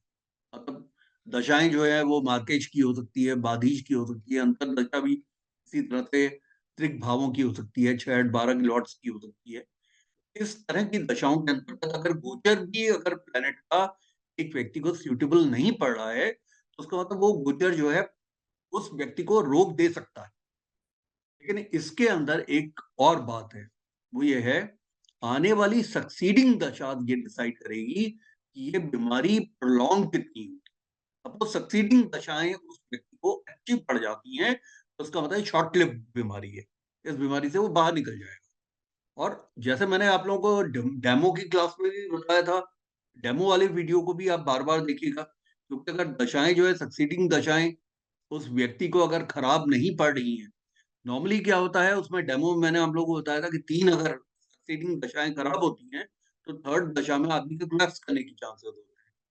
मतलब अगर सपोज एक दशा खराब चल रही है, उसमें रोग की शुरुआत हुई, दूसरी दशा अच्छी आ गई, तो आदमी रोग से रिकवरी की तरफ आ जाएगा। उसके बाद की दशा भी अच्छी है तो वो बिल्कुल रिकवर हो जाएगा। अगर स्थिति ये है कि उसकी दशा खराब चल रही है, उसके बाद की दशा भी खराब है, तो उसका मतलब प्रोलॉन्ग कर जाएगी बीमारी। और उसमें गोचर का एक असर जो है वो कैटलिटिक इफेक्ट अगर उसके साथ में क्लब हो जाता है, वो भी मेलेफिसेंस के साथ है, तो उसका मतलब उसकी इंटेंसिटी को बढ़ा दे। ये इसमें और ये इस भी हो हम्म, सकता है कि जैसे दशा आपकी अच्छी चल रही है हम्म, और इसमें कोई अंतर या प्रत्यंतर अगर खराब आ गया, हम्म। तो उस केस में क्योंकि दशा अगर लग्नेश की चल रही है, तो वो डिफेंड करेगी उसको या आशीष भाई, असर। मैं एक बात कहना चाहता हूँ आपसे, वो असल में क्या है ना, हमारे पास में ना टाइम का बड़ा कंस्ट्रेंट होता है। हाँ मैं अभी ना इस पिलर को तैयार कर, जो आप लोगों के ना नक्षत्र के डिजीजेस से रिलेशन के पिलर को मैं अभी इरेक्ट कर रहा हूँ। यानी कहने का मतलब है, लिंटर डालने के लिए हमें जो पिलर्स चाहिए थे, उन पिलर्स में अभी आपको, since you have joined it from today, so you are going to get the rest of the 4 classes also which you will watch. जी तो सर। उससे क्या होगा, आपको ये समझ में आ जाएगा कि हम बड़े सिस्टमेटिकली चलते हैं। ये जो आपका क्वेश्चन है, क्यों मैं ये कहूंगा कि ये एडवांस हो गया है, because we are going to go to that level. मैंने जैसा आपसे कहा कि 3 क्लासेस हमारी अभी नक्षत्र की चलेंगी। Another class is on Thursday tomorrow and the third class would be on Friday. तो हम okay. Nakshatra will be through with the nakshatra and we are going to come on that point. Sure sure sure. उन्हीं बातों पे आने वाले हैं। तो वो फिर ना वो एक अप्रोप्रिएट टाइम होगा जिसको आप समझ पाएंगे, क्योंकि हम हर कंपोनेंट को, किसी भी कंपोनेंट को जो बीमारी से संबंधित, हम छोड़ने नहीं वाले। क्यों? क्योंकि हम लाइव एग्जांपल्स में जाने वाले हैं। जब हम लाइव एग्जांपल्स में जाएंगे तो हम ये समझ जाएंगे कि so and so date, so and so month इस व्यक्ति की अगर गट्स रिमूव हुई है तो क्यों हुई है, और ये दशाओं का खेल किस तरह से है, ये मैं जी प्रूव सर। करूंगा कि उसकी आने वाली जो दशाएं थी, सक्सीडिंग दशाएं, वो तो खराब थी, उसका गोचर का भी प्रभाव उसको ओवरराइड नहीं कर पा रहा है। ये है। जी सर। जी सर। Thank you. तो उसका रोहिणी नक्षत्र के अंदर क्या है कि रोहिणी नक्षत्र में के जो गॉड हैं वो ब्रह्मा हैं। के एस कृष्णमूर्ति साहब ये बताते हैं कि रोहिणी नक्षत्र जो है टॉरस राशि के अंदर 10 डिग्री से 30 डिग्री 20 मिनट के अंदर है। उसके पीड़ित होने के बारे में आशीष जी ने पूछा, मैंने उसका जवाब दिया है, आप समझ गए होंगे कि एक नक्षत्र किन हालातों में पीड़ित होता है। अगर वो फंक्शनल मैलिफिक भी है और नेचुरल मैलिफिक भी है तो ज्यादा पीड़ित होगा। अगर वो नेचुरल मैलिफिक है तो पीड़ित करेगा, लेकिन अगर फंक्शनल, अगर वो बेनिफिक है तो वो एक व्यक्ति को इम्यूनिटी वगैरह भी क्रिएट करता है। और अगर वो नक्षत्र जो के ऊपर अगर बैठा हुआ जो प्लेनेट है वो अगर फंक्शनली बेनिफिक भी है और नेचुरल बेनिफिक भी है, तो वो उसको पीड़ित नहीं कराता, यानी कि उसको प्रमोट करता है। उसकी बीमारियों के साथ में उसको एक गार्डिंग पावर देता है। और इसके ऊपर एक सबसे बड़ा जो हमारा अधिकार क्षेत्र है वो लगन के स्वामी का है, क्योंकि लगन का स्वामी जो है वही ये बताता है कि एक एक तो लगन की क्वालिटीज मैंने आप लोगों को बताई थी, जो कार्डिनल साइन से लेकर और एरी साइन, वो फायरी साइन से लेकर लास्ट क्लासेस मैं आप लोगों को बताया था कि कब किन साइंस में ज्यादा मजबूती होती है, किन साइंस के अंदर जो इम्यूनिटी का लेवल ज्यादा है। वो सारे फैक्टर्स तो आपने ध्यान में रखने ही हैं। साथ में आपने ये भी ध्यान में रखना है कि ये लगन का स्वामी किस तरह से बैठा हुआ, कितना ये पावरफुल है। वो अपने नक्षत्र के हिसाब से, डिस्पोजिटर के हिसाब से, उसके अपने खुद के प्लेसमेंट से आपको पता चलता है। इन सब पे हम बात करेंगे, हम पूरे डिटेल में बात करेंगे। आप समझिए बाल की खाल निकाल के बात करेंगे, आप चिंता ना करें, कहीं छोड़ने वाला नहीं हूँ मैं। तो बहरहाल कहने का मतलब कृष्णामूर्ति साहब ये कहते हैं कि ये चूंकि चंद्रमा के द्वारा ये स्टार गवर्न होता है, तो ये हमारे फेस को बताता है, ये हमारे माउथ को भी बताता है, हमारे फेस बड्स को बताता है, टंग को बताता है, नेक की बोन को बताता है, स्पाइनल कॉर्ड के अपर पोर्शन को बताता है। इसी तरीके से वो उनके हिसाब से सेरिबेलम जो है हमारा, जो कि स्पाइन के ठीक ऊपर है, सेरिबेलम, सेरिबेलम जो है मसल्स का कोऑर्डिनेटेड मूवमेंट के लिए जाना जाता है। मतलब आपको मालूम होगा कि exactly above the spinal cord medulla oblongata है। Medulla oblongata is the portion which would do the balancing, क्योंकि आप जो है सीधे चलते हैं, आपको बाएं मुड़ने को कहा जाता है, बाएं मुड़ते हैं, दाएं मुड़ने को। अभी आप चम्मच से आप खाना खा रहे हैं, ऐसा नहीं है कि नाक में आपकी चम्मच चली जाएगी, मुंह में ही जाती है। तो हमेशा जो है जब आप खाते हैं और कुछ पढ़ते हुए भी खा रहे होते हैं, बहुत से स्टूडेंट कर भी रहे हैं ऐसा, तो ऐसा नहीं है कि वो कान में डाल रहे हैं, वो अपने मुंह में डाल रहे हैं, क्योंकि क्या ये कोऑर्डिनेटेड मूवमेंट जो है मेडुला ऑब्लोंगेटा करता है। आप कितना भी बिजी हो, कितना ही फोकस्ड हो दूसरे काम में, लेकिन आपका कभी भी मूवमेंट का कोई डिसोरिएंटेशन नहीं होता। मेडुला ऑब्लोंग इसके ठीक ऊपर सेरिबेलम होता है। तो सेरिबेलम का जो मेन वर्क है ब्रेन के अंदर, वो होता है मसल्स का कोऑर्डिनेशन करना, उनका कोऑर्डिनेटेड मूवमेंट को करना। ये and your just above the spine माना जाता है, और ये मसल्स के मूवमेंट को ये बताता है। तो ये चीज भी जो है रोहिणी नक्षत्र के अंतर्गत आती है। इसी प्रकार से हमारे जो टॉन्सिल्स का पोर्शन है, मम्स का पोर्शन है, पैलेट है, पैलेट आपका आप जानते हैं मुंह खोलेंगे तो ऊपर का जो पोर्शन है वो पैलेट है। वो इसके अलावा जो आपका सपलनेस ऑफ नेक है, सपल का मतलब होता है जैसे उसका इलास्टिसिटी, मतलब कभी कभी आप अपनी गर्दन को, अब तो मेरी एज हो चली है तो मेरी गर्दन ऐसे घूमती नहीं है, लेकिन जब जो जिम्नास्ट वगैरह होते हैं आप देखते हैं कि वो गर्दन को 180 डिग्री तक वो घुमा देते हैं दोनों तरफ, मतलब। और इसी तरह योगा के जो इंस्ट्रक्टर्स होते हैं वो गर्दन को बहुत ज्यादा घुमा देते हैं कई बार। तो वो ये जो सपलनेस होती है ये भी रोहिणी नक्षत्र के अंतर्गत आती है उसका। तो आप ये समझिए कि ज्योतिष में उसी चीज से उस चीज का होना और ना होना दोनों आता है। तो उसका मतलब है स्टिफनेस ऑफ नेक, नेक इतनी स्टिफनेस हो जाए कि आप उसको 30 डिग्री से ऊपर अगर आपको घुमाने में आपको पेन हो रहा है, तो उसका मतलब स्टिफनेस भी आपकी रोहिणी नक्षत्र के पीड़ित होने की वजह से आ रही है। इसके अलावा जो आपके सर्वाइकल जो वर्टिब्रिज हैं, यानी आपका जो सर्वाइकल का जो पोर्शन है, जिसमें मैंने अभी आपको बताया कि सर्वाइकल कई बार लोगों की 5 और 6 यूज कर जाती है। क्या होता है कि हर समय वो कंप्यूटर में बैठे हैं, लैपटॉप में बैठे हैं, तो उनकी गर्दन यूं ही है, नीचे है। तो प्रॉपर कायरो प्रैक्टिशनर्स के साथ में वो अपनी पोस्चर्स को नीड वो करते, एरिग्नोटिक, एरिगोमेटिक, एरिगोनॉटिक, क्या है वर्ड, क्या है एरिग्नोमोटिक क्या बोलते हैं उसको, जिसको आजकल चेयर्स आनी शुरू हो गई है। मैं वर्ड बिल्कुल भूल रहा हूँ। मतलब वो आजकल जो है ना ऑफिसर्स के लिए वो उस तरह की चेयर्स आ गई हैं, एरिगोमेटिक या कुछ ऐसा वर्ड है जिसमें वो कहते हैं कि वो प्रॉपर आपके स्पाइन को बड़ा एक सपोर्ट देती है और आपको कभी सर्वाइकल की इन सब की प्रॉब्लम नहीं आती। तो बहरहाल कहने का मतलब है कि जो इसी तरीके से जो जब भी कोई आपको सोर्स होते हैं थ्रोट के अंदर, जैसे छाले पड़ जाना है, ये भी रोहिणी नक्षत्र के पीड़ित होने से होती है। और बार बार आपको ठंड लग रही है, खांसी हो रही है, कफिंग हो रही है, फ्लेम बहुत ज्यादा बन रहा है, बलगम बन रहा है, आपके किसी तरह से पाँव में हाथों में दर्द हो रहा है, अभी ठंड के टाइम पे लोगों को दर्द ज्यादा होता है, ये भी रोहिणी नक्षत्र के पीड़ित होने से होता है। लेडीज को अगर किसी भी तरह के ब्रेस्ट में अगर गिल्टी होती है, या नोट्स वगैरह बन रहे हैं, या बेनाइन नोट्स बन रहे हैं, या कार्सिनोविक नोट्स बन रहे हैं, कार्सिनोविक का मतलब है कैंसरस, या उस तरह की कोई प्रॉब्लम आ रही है, तो वो रोहिणी नक्षत्र के पीड़ित होने से होती है।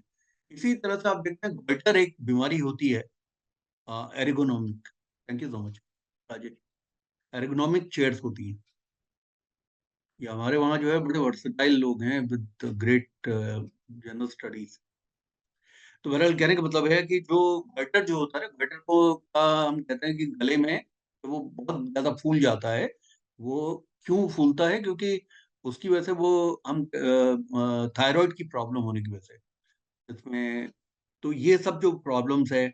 इसी तरह से एक बीमारी होती है जो इससे आती है, उसे कहते हैं एपोप्लेक्सी। एपोप्लेक्सी का मतलब होता है आदमी का मूर्छित हो जाना, और वो कोई सेरिब्रल ब्रेन स्ट्रोक की वजह से मूर्छित होता है। तो इसको जैसे स्ट्रोक का मतलब क्या हुआ कि जो जैसे जॉगुलर वेन्स हैं, और इसी तरह से कार्टराइड आर्टरीज हैं, ब्लड ले जा रही है, उनमें बीच में कोई धक्का बन जाए, थ्रोम्बोसिस आ जाए, ब्लड का फ्लो अगर रुक जाए, ब्रेन को एडिकेट ब्लड नहीं मिल रहा है, तो इस तरह का। कौन सा वर्ड राजेश, आप अनम्यूट करके बताइए। तो जो आपने अभी बोला इसको बोलते हैं एपोप्लेक्सी। एपोप्लेक्सी का एपोप्लेक्सी। एपोप्लेक्सी एपोप्लेक्सी का मतलब ये होता है कि आदमी का मूर्छित हो जाए। ये ओके सेरिब्रल ब्रेन स्ट्रोक की वजह से होता है, और ब्रेन स्ट्रोक नॉर्मली जो है थ्रोम्बोसिस की वजह से होता है, खून में कोई धक्का बन अच्छा जाए उसकी वजह ओके। से। इसी तरह से लेडीज को अगर कोई रेगुलर मेंसेस वगैरह होते हैं, तो वो भी रोहिणी नक्षत्र के पीड़ित होने से होते हैं। और मेन और वीमेन में जब हाथ पांव में स्वेलिंग होनी है, अभी जाड़ों के टाइम पे लोगों को ज्यादातर ये कंप्लेंट होती है कि उनके जो लिम्स हैं वो उनमें स्वेलिंग हो जाती है, तो उसका कारण भी रोहिणी नक्षत्र के पीड़ित होने से है। तो उसका मतलब ब्रह्मा जी की पूजा पाठ करने से ये प्रॉब्लम ठीक हो जाएगी। ये अब इसके बाद आता है मृगशिरा नक्षत्र। ये हमारा 5वां नक्षत्र है। ये नक्षत्र जो है 5th नक्षत्र है जोडाइकल, जो कि वसंत संपात या वर्णल इक्विनॉक्स से जो 5वां जो नक्षत्र काउंटेड है, वो हमारा मृगशिरा नक्षत्र है। तो मृगशिरा नक्षत्र जो है ये पड़ता है, जैसे वृषभ राशि के अंदर ये पड़ेगा 23 डिग्री 20 मिनट से और 30 डिग्री के बीच में, यानी 6 डिग्री 40 मिनट के दो चरण 3 डिग्री 20 मिनट का एक चरण होता है, तो दो चरण 6:40 के तक के, 6 डिग्री 40 मिनट के, ये इसमें फॉल करते हैं वृषभ राशि के अंदर। और बाकी जो दो चरण होते हैं वो इसमें पड़ते हैं जेमिनाई में, यानी मिथुन राशि के। ये नक्षत्र जो है, इसमें मंगल जो, क्योंकि इस नक्षत्र का रूलिंग प्लैनेट है, तो पहला और दूसरा जो इसका चरण होता है, जो कि वृषभ राशि के अंदर पड़ रहा है, ये हमारी चिन्ह को बताता है। मतलब ये हमारी थोड़ी को बताता है। अगर थोड़ी में किसी को कट आ जाए, कोई प्रॉब्लम आ जाए, चोट लग जाए, किसी का मंगल अगर पीड़ित होगा या ये नक्षत्र पीड़ित होगा, तो वो अगर शेविंग करेगा तो शेविंग करने में हर बार उसके कट आ जाएंगे उसमें, चिन्ह में। और चिन्ह में कट आ रहे हैं, कुछ लोग जो है स्टड्स रखते हैं, कुछ लोग यहाँ पे फ्रेंच कट रखते हैं, तो उसका मतलब क्या है कि वो नक्षत्र के में राहु जैसा प्लैनेट या शनि जैसा प्लैनेट या सूर्य जैसा प्लैनेट अगर बैठेगा, तो आदमी इस पोर्शन को ढकता है, मतलब वो बालों से। कहने का मतलब है कि उसको, मैं किसी विशेष रिलीजन की बात नहीं कर रहा हूँ। अब जैसे सिखिज्म है या मुस्लिम्स हैं, तो दाढ़ी रखते हैं, तो अब उसमें तो वो तो एक रिलीजन की बात होती है। फिर मैं एक इंडिविजुअल की बात कर रहा हूँ कि अगर इंडिविजुअल के इस नक्षत्र के अंदर अगर कोई भी ग्रह इस तरह का होता है, सूर्य राहु शनि जैसा, वो इसमें स्टड्स रखता है, या वो जिनको कंप्लीट कवर करता है फ्रेंच कट से, ये। अब इसमें जो है ये हमारी अपर रिब्स जो होती हैं वो भी आती है। तो कई बार आप, और शोल्डर्स आते हैं इस मृगशिरा नक्षत्र के अंदर, कॉलर बोन्स आती हैं, इसमें हमारा जो है स्पीच बॉक्स आता है। अब यहाँ कवर वहां पे भी जा रहा है, इधर भी जा रहा है, तो दो नक्षत्र में आ रहा है। तो आपको ये ध्यान रखना पड़ेगा कि, और दोनों जगह पीड़ित होगा तब उससे संबंधित प्रॉब्लम बड़े लेवल पर आती है। इसके अलावा जितनी भी ब्लड वेसल्स वगैरह होती हैं, वो मृगशिरा नक्षत्र के अंतर्गत आती हैं। ब्लड वेसल्स का मतलब है ब्लड फ्लो करने वाली वेन्स एंड आर्टरीज। इसी तरीके से जो हमारे ईयर है, ईयर के जो ड्रम्स हैं, सुनने की जो शक्ति है, इस पे भी मृगशिरा नक्षत्र का संबंध होता है। मृगशिरा नक्षत्र में पीड़ित होने की वजह से कई बार लोगों के सोल्जर्स के आसपास बम कोई फट जाता है, तो मृगशिरा नक्षत्र पीड़ित है तो उसके दोनों एयर ड्रम्स उसके फट जाते हैं। तो उसका मतलब है कि मृगशिरा जो मंगल का नक्षत्र है वो पीड़ित है। इसी तरीके से किसी भी तरह का वुंड होना, किसी तरह की इंजरी होना फेस के अंदर, वो भी इसी रात से आती है। कोल्ड एंड कफ का बार बार होना, खांसी का बहुत जोर जोर से ड्राई कफ का होना, वो भी इससे आता है। टॉन्सिल से संबंधित कोई प्रॉब्लम्स होती हैं तो वो आती है। अब कहने का मतलब आप ये देखेंगे एक राशि के अंदर से आने वाली जो प्रॉब्लम्स है, कई बार वो नक्षत्रों में भी डिवाइड हो रही है। मतलब राशि वही है वृषभ राशि। अब उसी वृषभ राशि में आपने एक नक्षत्र को रोहिणी को देखा, एक आपने कृतिका को देखा, पहले आपने कृतिका को देखा, फिर आपने रोहिणी को देखा, फिर आपने मृगशिरा को देखा। तो आप देख रहे हैं कि उसमें डिस्ट्रीब्यूट हो रही है और सेम बीमारियां वहां रिपीट हो रही है। तो उसका मतलब राशि का अपना भी प्ले बहुत बड़ा है। अब इसके बाद जो आता है वो है कृष्णमूर्ति साहब। इसके बारे में क्या बोलते हैं? उन्होंने, कृष्णमूर्ति साहब ने ये बोला है कि क्योंकि 23 डिग्री 20 मिनट से लेकर टॉरस राशि के अंदर 30 डिग्री 6 डिग्री 40 मिनट का ये नक्षत्र पड़ता है, तो इसमें, और इसका जो स्टार है वो मंगल का स्टार है, तो जिन पार्ट्स को, बॉडी के पार्ट्स को बताता है, तो कृष्णमूर्ति साहब कहते हैं जैसा आपका फेस है, फेस में किसी भी तरह की इंजरी होना, कोई निशान होना, कोई चेहरे में, इसी तरीके से चिन में किसी तरह के कट्स आना, चिन में कोई प्रॉब्लम होना, आपके चीक्स में कोई कट आना, चीक्स में कोई प्रॉब्लम होना, इसी तरीके से चीक्स का मतलब गाल, इसके अलावा कोई भी स्पीच बॉक्स के अंदर में प्रॉब्लम होना, व्यक्ति के आवाज का ठीक से ना निकलना, और इसी प्रकार से ऊपर जो हमारा तालू है, जैसे आप पैलेट बोलते हैं, पैलेट में प्रॉब्लम होना। इसके अलावा जो हमारी ब्लड को ब्रेन में ले जाने वाली जो आर्टरीज हैं, उन्हें कहते हैं carotid arteries, CAROTID, carotid arteries हम बोलते हैं। तो कैरोटिड आर्टरीज जो है, ब्लेड जो हार्ट से ब्लड को ब्रेन में फ्लो करती है, अगर उन कैरोटिड आर्टरीज के अंदर वो कभी कभी, जैसे ओल्ड एज में क्या होता है कि वो संकुचित हो जाती हैं, इनफ्लेक्सिबल हो जाती हैं, तो वो उनका वेस्कुलर मूवमेंट जो है वो अवरोध में आ जाता है। तो बुढ़ापे में थोड़ा कम ब्रेन में ब्लड जाता है, उसकी वजह से क्या देखा जाता है कि उस व्यक्ति को याददाश्त में, मेमोरी में प्रॉब्लम आनी शुरू हो गई, और कभी कभी उसको अनकॉन्शियसनेस या वर्टिगो की फीलिंग हो रही है, चक्कर से आ रहे हैं उसको। टॉन्सिल का बहुत ज्यादा बढ़ जाना, ये भी मृगशिरा नक्षत्र के पीड़ित होने की वजह से होता है। इसका ये फर्स्ट हाफ है जो कि वृषभ राशि के अंदर आ रहा है। अब इसका वो ये कहते हैं कि जो पिंपल्स की बीमारी है वो भी फर्स्ट हाफ से ही होती है। कट्स, इंजरीज हैं, किसी भी तरह का चेहरे के अंदर पेन है, किसी तरह का थ्रोट में, चाहे थ्रोट का आपका कोल्ड एंड कफ की वजह से है। इसी तरीके से एडिनोइड्स, एडिनोइड्स क्या होता है? लिम्फेटिक टिश्यूज होते हैं जो कि बैक ऑफ द नोज पे होते हैं, इनको एडिनोइड्स बोलते हैं। जैसे पॉलियप्स बोलते हैं, उसी तरीके से एडिनोइड्स होते हैं।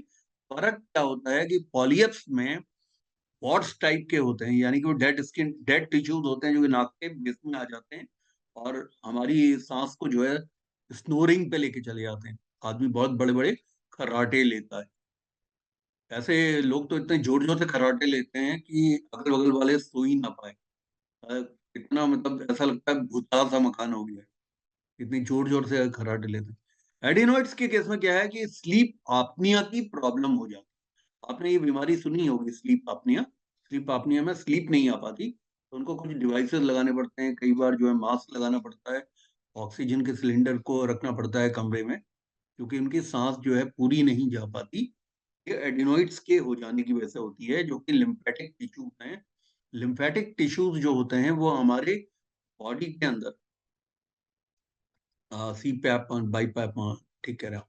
तो ये जो लिम्फेटिक टिश्यूज होते हैं, ये लिम्फेटिक टिश्यूज वैसे तो एक तरह का ये सिक्योरिटी सिस्टम है, यानी कि ये किसी भी तरह की प्रॉब्लम से निजात दिलाने के लिए एक बॉडी का डिफेंस सिस्टम है।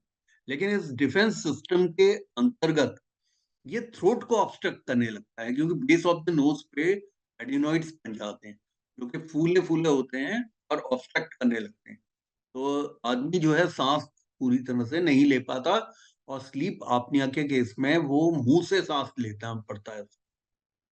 इसी तरीके से इन्फेक्शियस एक बैक्टीरियल डिजीज है डिप्थीरिया, जो कि नोज एंड थ्रोट को प्रभावित करती है, वो भी इसी मृगशिरा नक्षत्र की वजह से होता है। और कॉन्स्टिपेशन की प्रॉब्लम भी जो है इसके प्रथम चरण के वजह से होती है।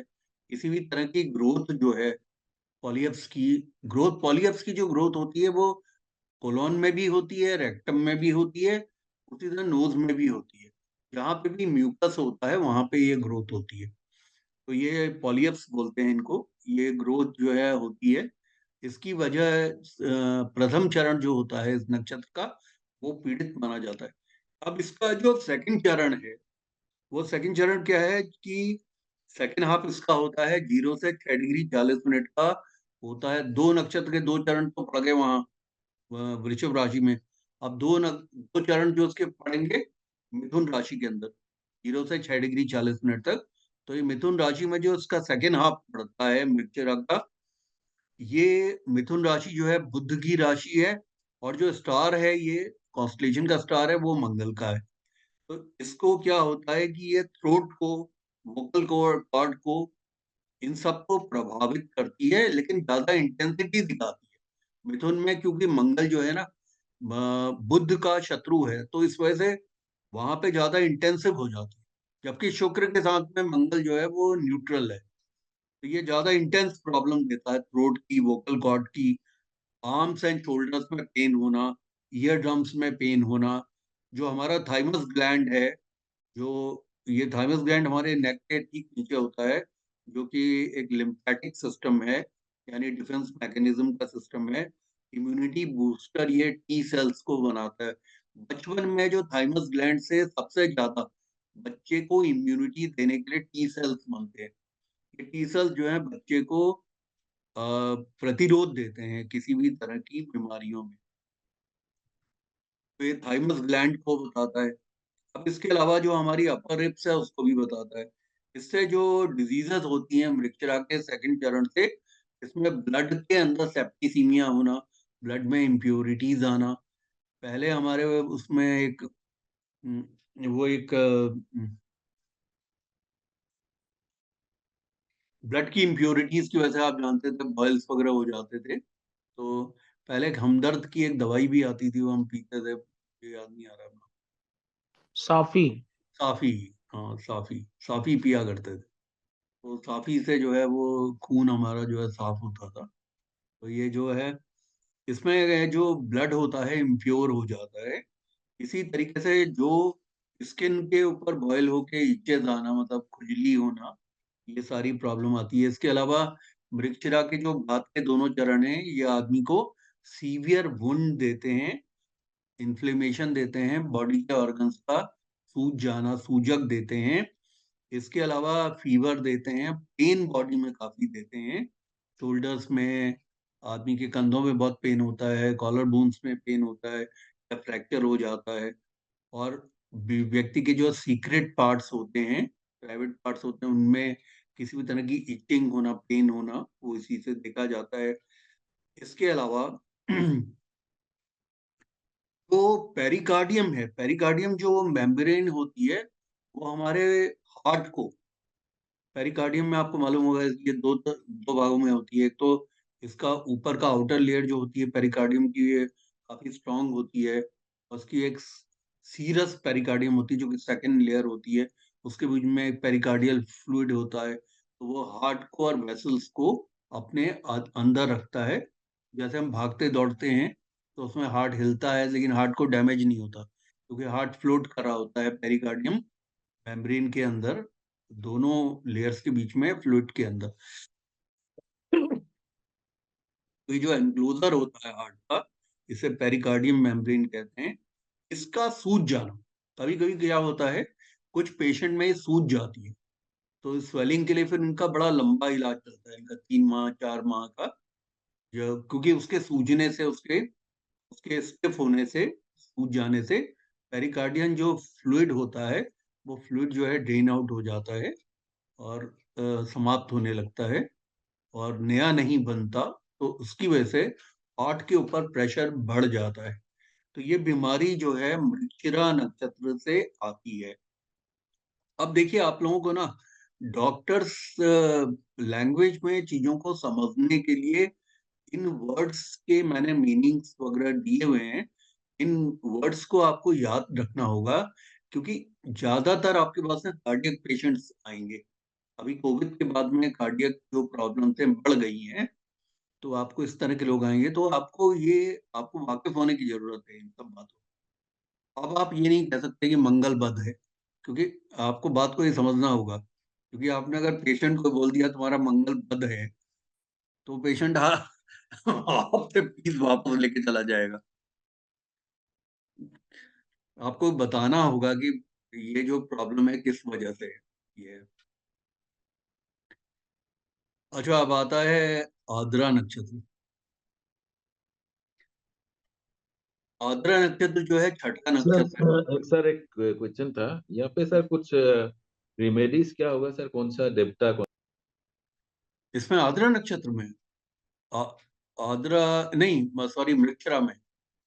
मृक्ष मृक्षिरा की लॉर्ड भी नहीं बताया आपने। मृक्षरा का लॉर्ड जो है मंगल है।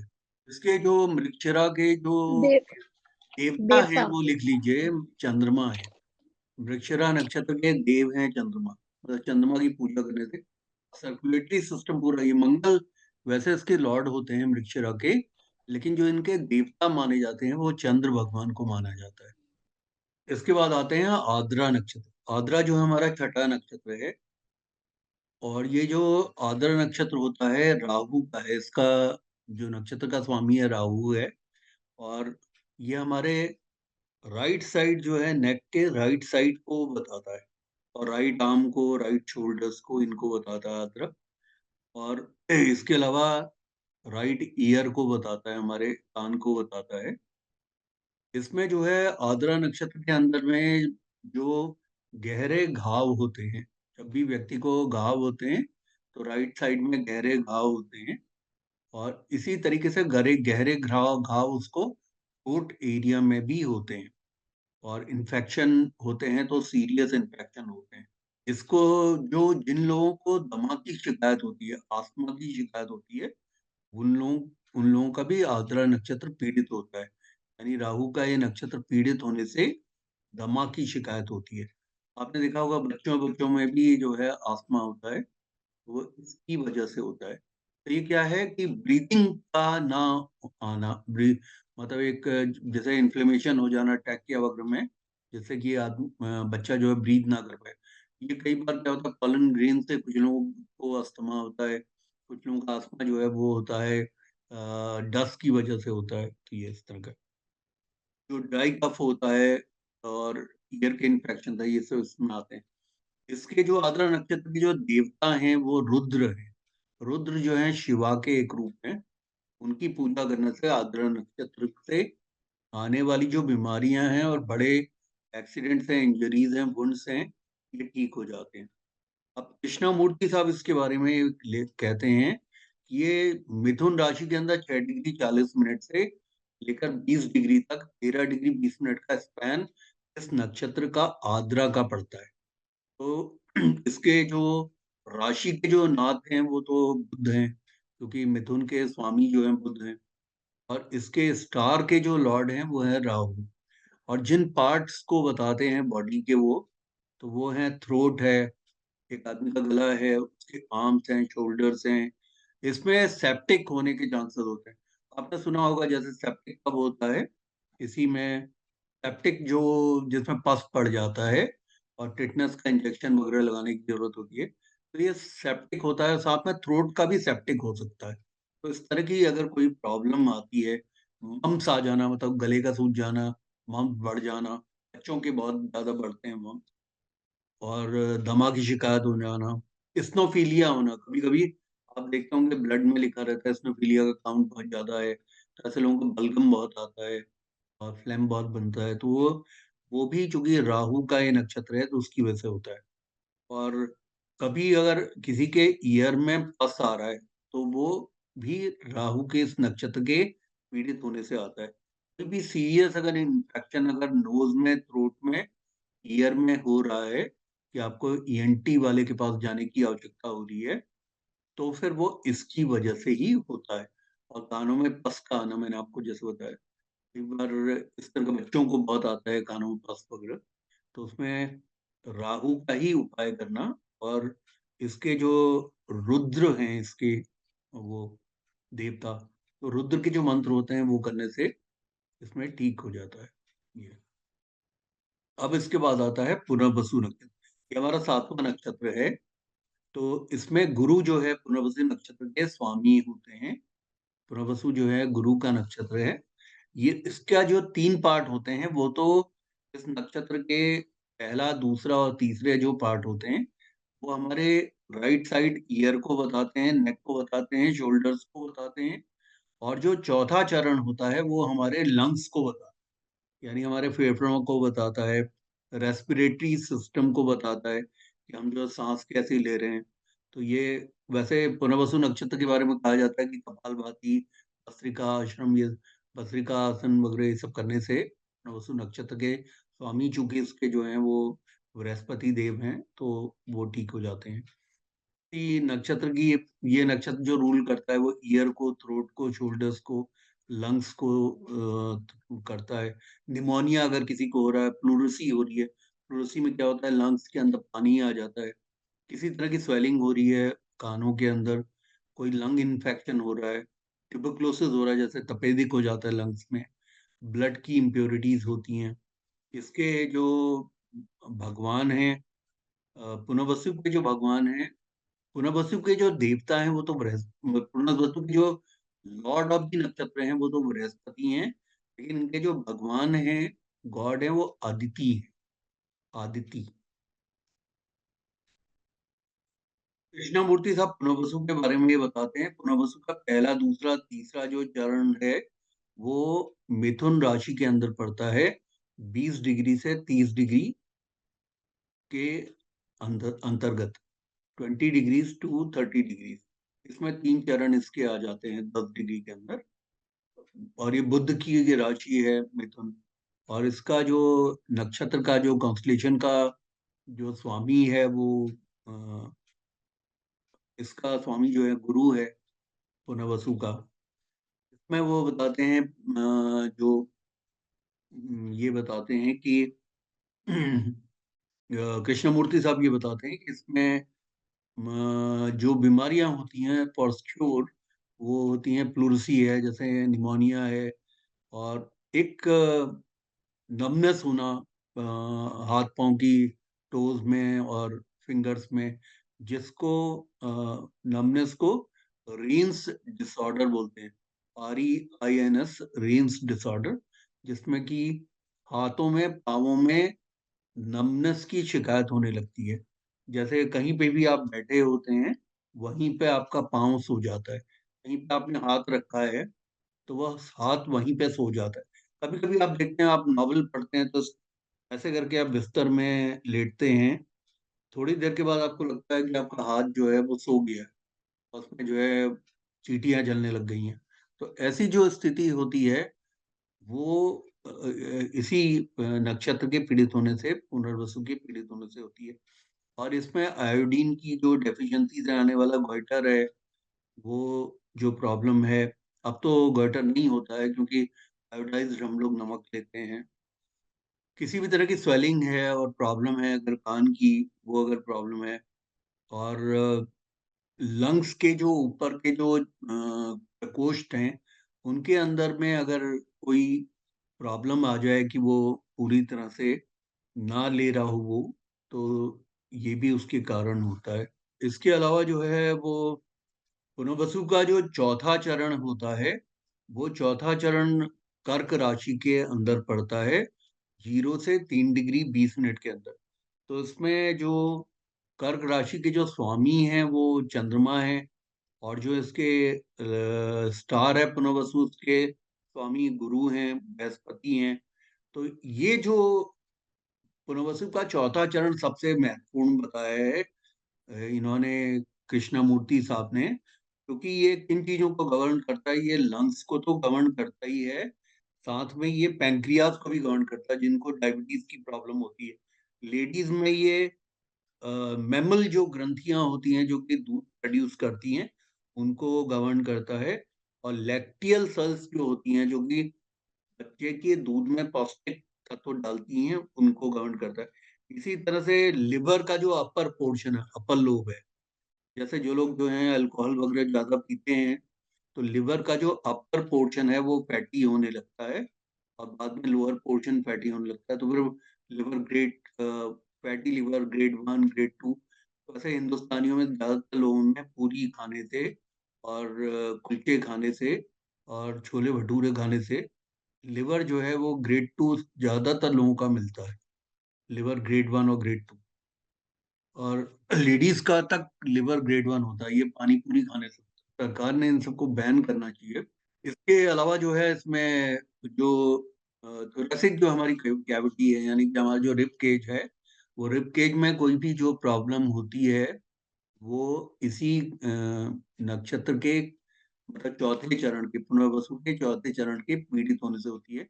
इसमें एक बीमारी और होती है जिसे ड्रॉप्सी बोला जाता है। ड्रॉप्सी का मतलब होता है, कभी आप ये देखते हैं कि जो बॉडी के किसी भी ऑर्गन में ओडीएम एडिमा होना, ओडिमा जिसे बोलते हैं, यानी कि उसका सूज जाना, स्वेलिंग हो जाना ऑर्गन का, वो उसको ड्रॉप्सी बीमारी बोलते हैं। इसी तरीके से जो वो लैक ऑफ विटामिन B1 से होता है बेरी, वो भी इसमें आता है। इसके अलावा स्टमक का बार बार अपसेट हो जाना और इरेगुलर होना, एपेटाइट का, भूख ना लगना, और ब्लड की इम्प्योरिटीज होना, ट्यूबरक्लोसिस होना, निमोनिया होना, ब्रोंकाइटिस होना मतलब खांसी जुकाम सर्दी होना, लिवर की बार बार कंप्लेन होना, पीलिया हो जाना।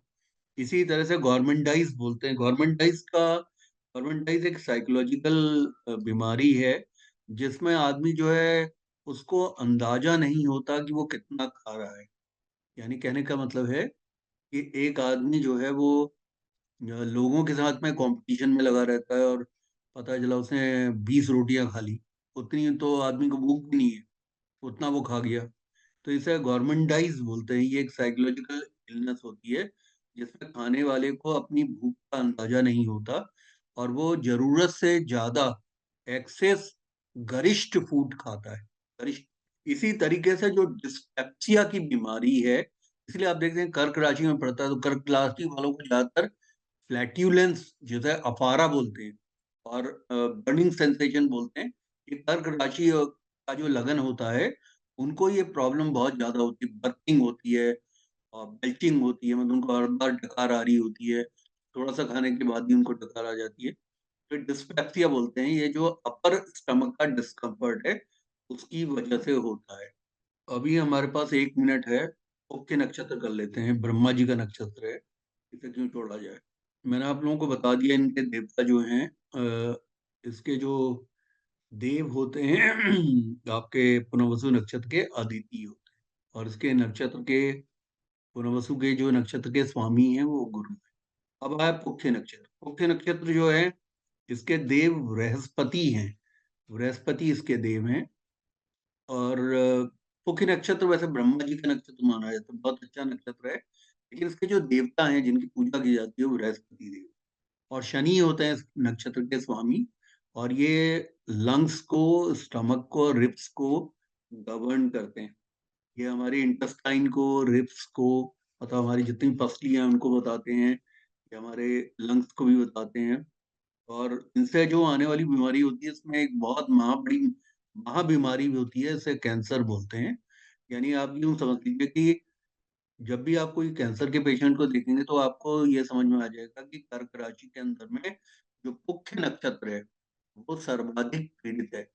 अब ये पुख्य नक्षत्र में हम एग्जाम्पल कुंडलियों में लेंगे तो आप देख पाएंगे कि इसमें किस तरीके से शनि का ये नक्षत्र राहु के द्वारा पीड़ित है, या किन किन ग्रहों से पीड़ित है, मंगल से, शनि, सूर्य से, राहु से किस तरीके से पीड़ित हो रहा है, तो वो हम एग्जाम्पल कुंडलीज में लेंगे। लेकिन इसमें कैंसर आता है। इसी तरीके से कोई लिवर की बहुत मेजर प्रॉब्लम होती है, या पीलिया की प्रॉब्लम होती है, और दांतों में किसी भी तरह का इन्फेक्शन होगा, पायरिया वगैरह, या किसी को स्किन में एक्जिमा, खाज की बीमारी होगी, तो वो पुख्य नक्षत्र के पीड़ित होने से होती है। देवता इसके बृहस्पति देव हैं, और कृष्णमूर्ति साहब ये कहते हैं कि 3 डिग्री 20 मिनट से लेकर 16 डिग्री 40 मिनट तक, 3 डिग्री 20 मिनट से लेकर 16 डिग्री 40 मिनट तक कर्क राशि के अंदर ये नक्षत्र पड़ता है, पुख्य नक्षत्र। आपको मालूम है पुनर्वसु नक्षत्र का जो चौथा चरण है वो कर्क राशि में 0 से 3 डिग्री 20 मिनट तक बढ़ता है चौथा चरण। अब ये जो इसके 3 चरण होते हैं पुख्य नक्षत्र का, जो 3 डिग्री 20 मिनट से लेकर 16 डिग्री 40 मिनट तक, ये इसमें पुष्यामी बोलते हैं इसको, या पुष्य नक्षत्र, ये कर्क राशि के अंदर पड़ता है। पूरा 13 डिग्री 20 मिनट का ये नक्षत्र। इसमें जो साइन इसमें है वो कर्क का तो साइन है वो चंद्रमा का है, और स्टार जो है, स्टार लॉर्ड इसमें शनि है। जिन पार्ट्स को, बॉडी के पार्ट्स को ये गवर्न करता है वो हमारे फेफड़े हैं, हमारा स्टमक है, हमारे रिब केज है। इससे बीमारियां होती है तपेदिक की, जैसे टीबी की, किसी भी तरह का रेस्पिरेटरी सिस्टम में अल्सरेशन होना, यानी कि घाव हो जाना, चाहे वो लंग्स में घाव हो जाए या टैकिया में घाव हो जाए, अल्सर्स बन जाए। इसी तरीके से गैस्ट्रिक अल्सर, आप जानते ही हैं कि ईसोफेगस में अल्सर हो जाते हैं या स्टमक में अल्सर हो जाते हैं, तो इसी की वजह से गॉल ब्लैडर में जो स्टोन होता है वो इसी ग्रह की वजह से होता है, इस नक्षत्र के पीड़ित होने से होता है। पुख्य नक्षत्र के व्यक्ति को बार बार बेल्चिंग आ रही है, मतलब डकार पे डकार, डकार पे डकार आ रही है, और हाइपर एसिडिटी हो रही है, और उसको किसी भी तरह का फूड में ऑब्स्ट्रक्शन आ रहा है, वो सब इसी की वजह से होता है। लेडीज को अगर ब्रेस्ट में कोई पेन होता है या कोई रैशेज होते हैं तो वो इस ग्रह की वजह से होते हैं। विटामिन सी की कमी से जो स्कर्वी रोग होता है, जिसमें बोन्स वगैरह जो है थोड़ा, स्कर्वी में बहुत पतला दुबला आदमी मॉल न्यूट्रिशन में चला जाता है। पहले ये रोग बहुत होता था, अब नहीं होता है। और ये चूंकि कर्क राशि के अंदर है, इसमें कैंसर की संभावनाएं बढ़ती है। और एक लंग्स का जो ट्यूबरकुलोसिस होता है उसकी बीमारी को बोलते हैं, इसको बोलते हैं PHTISIS, यानी फटासिस, फतिसस, फतिसस बोलते हैं इसको। ये मैंने एक अलग से चिपकाया हुआ है, इसको PHTHISIS लिखते हैं, PHTHISIS, लंग ट्यूबरकुलोसिस बोलते हैं। अभी किसी डॉक्टर से पूछना होगा, आज अंजलि नहीं आई, नहीं तो डॉक्टर पूनम भी नहीं आई है। इसी तरीके से बार बार ज्वाइंटिस हो जाना, आप देखते हैं बच्चों को, बड़ों को ज्वाइंटिस होता है, पीलिया की बीमारी होती है। और किसी को अगर कफ जो है अनइंटरप्टेड चल रहा है, और किसी को बार बार अगर हिचकियां आ रही हैं, कफ आ रहे हैं, तो वो इस बीमारी की वजह से, इसके मुख्य नक्षत्र के पीड़ित होने की वजह से होता है। और खाज खुजली की बीमारी जो एक्जिमा बोलते हैं, वो अगर हो रहा है, दांतों के अंदर पायरिया हो रहा है, इसी तरीके से डिस्पेप्सिया हो जाना, तो डिस्पेप्सिया होने का जो कारण होता है वो मतलब आपको मालूम ही है कि इस तरह से किसी भी तरह से इंडाइजेशन की जो प्रॉब्लम्स होती हैं वो इसी पुख्य नक्षत्र से आती है। हमारा समय अब समाप्त हुआ है, तो मैं इस समय यहीं पे रखता हूँ, और कल हम क्लास को 7 बजे से प्रारंभ करेंगे और 7 से 9 पे हम खत्म करेंगे। चलिए, all the best to all of you. आप लोग जो हैं वो को थैंक यू मैं sir. Thank you. Thank you sir. Thank you.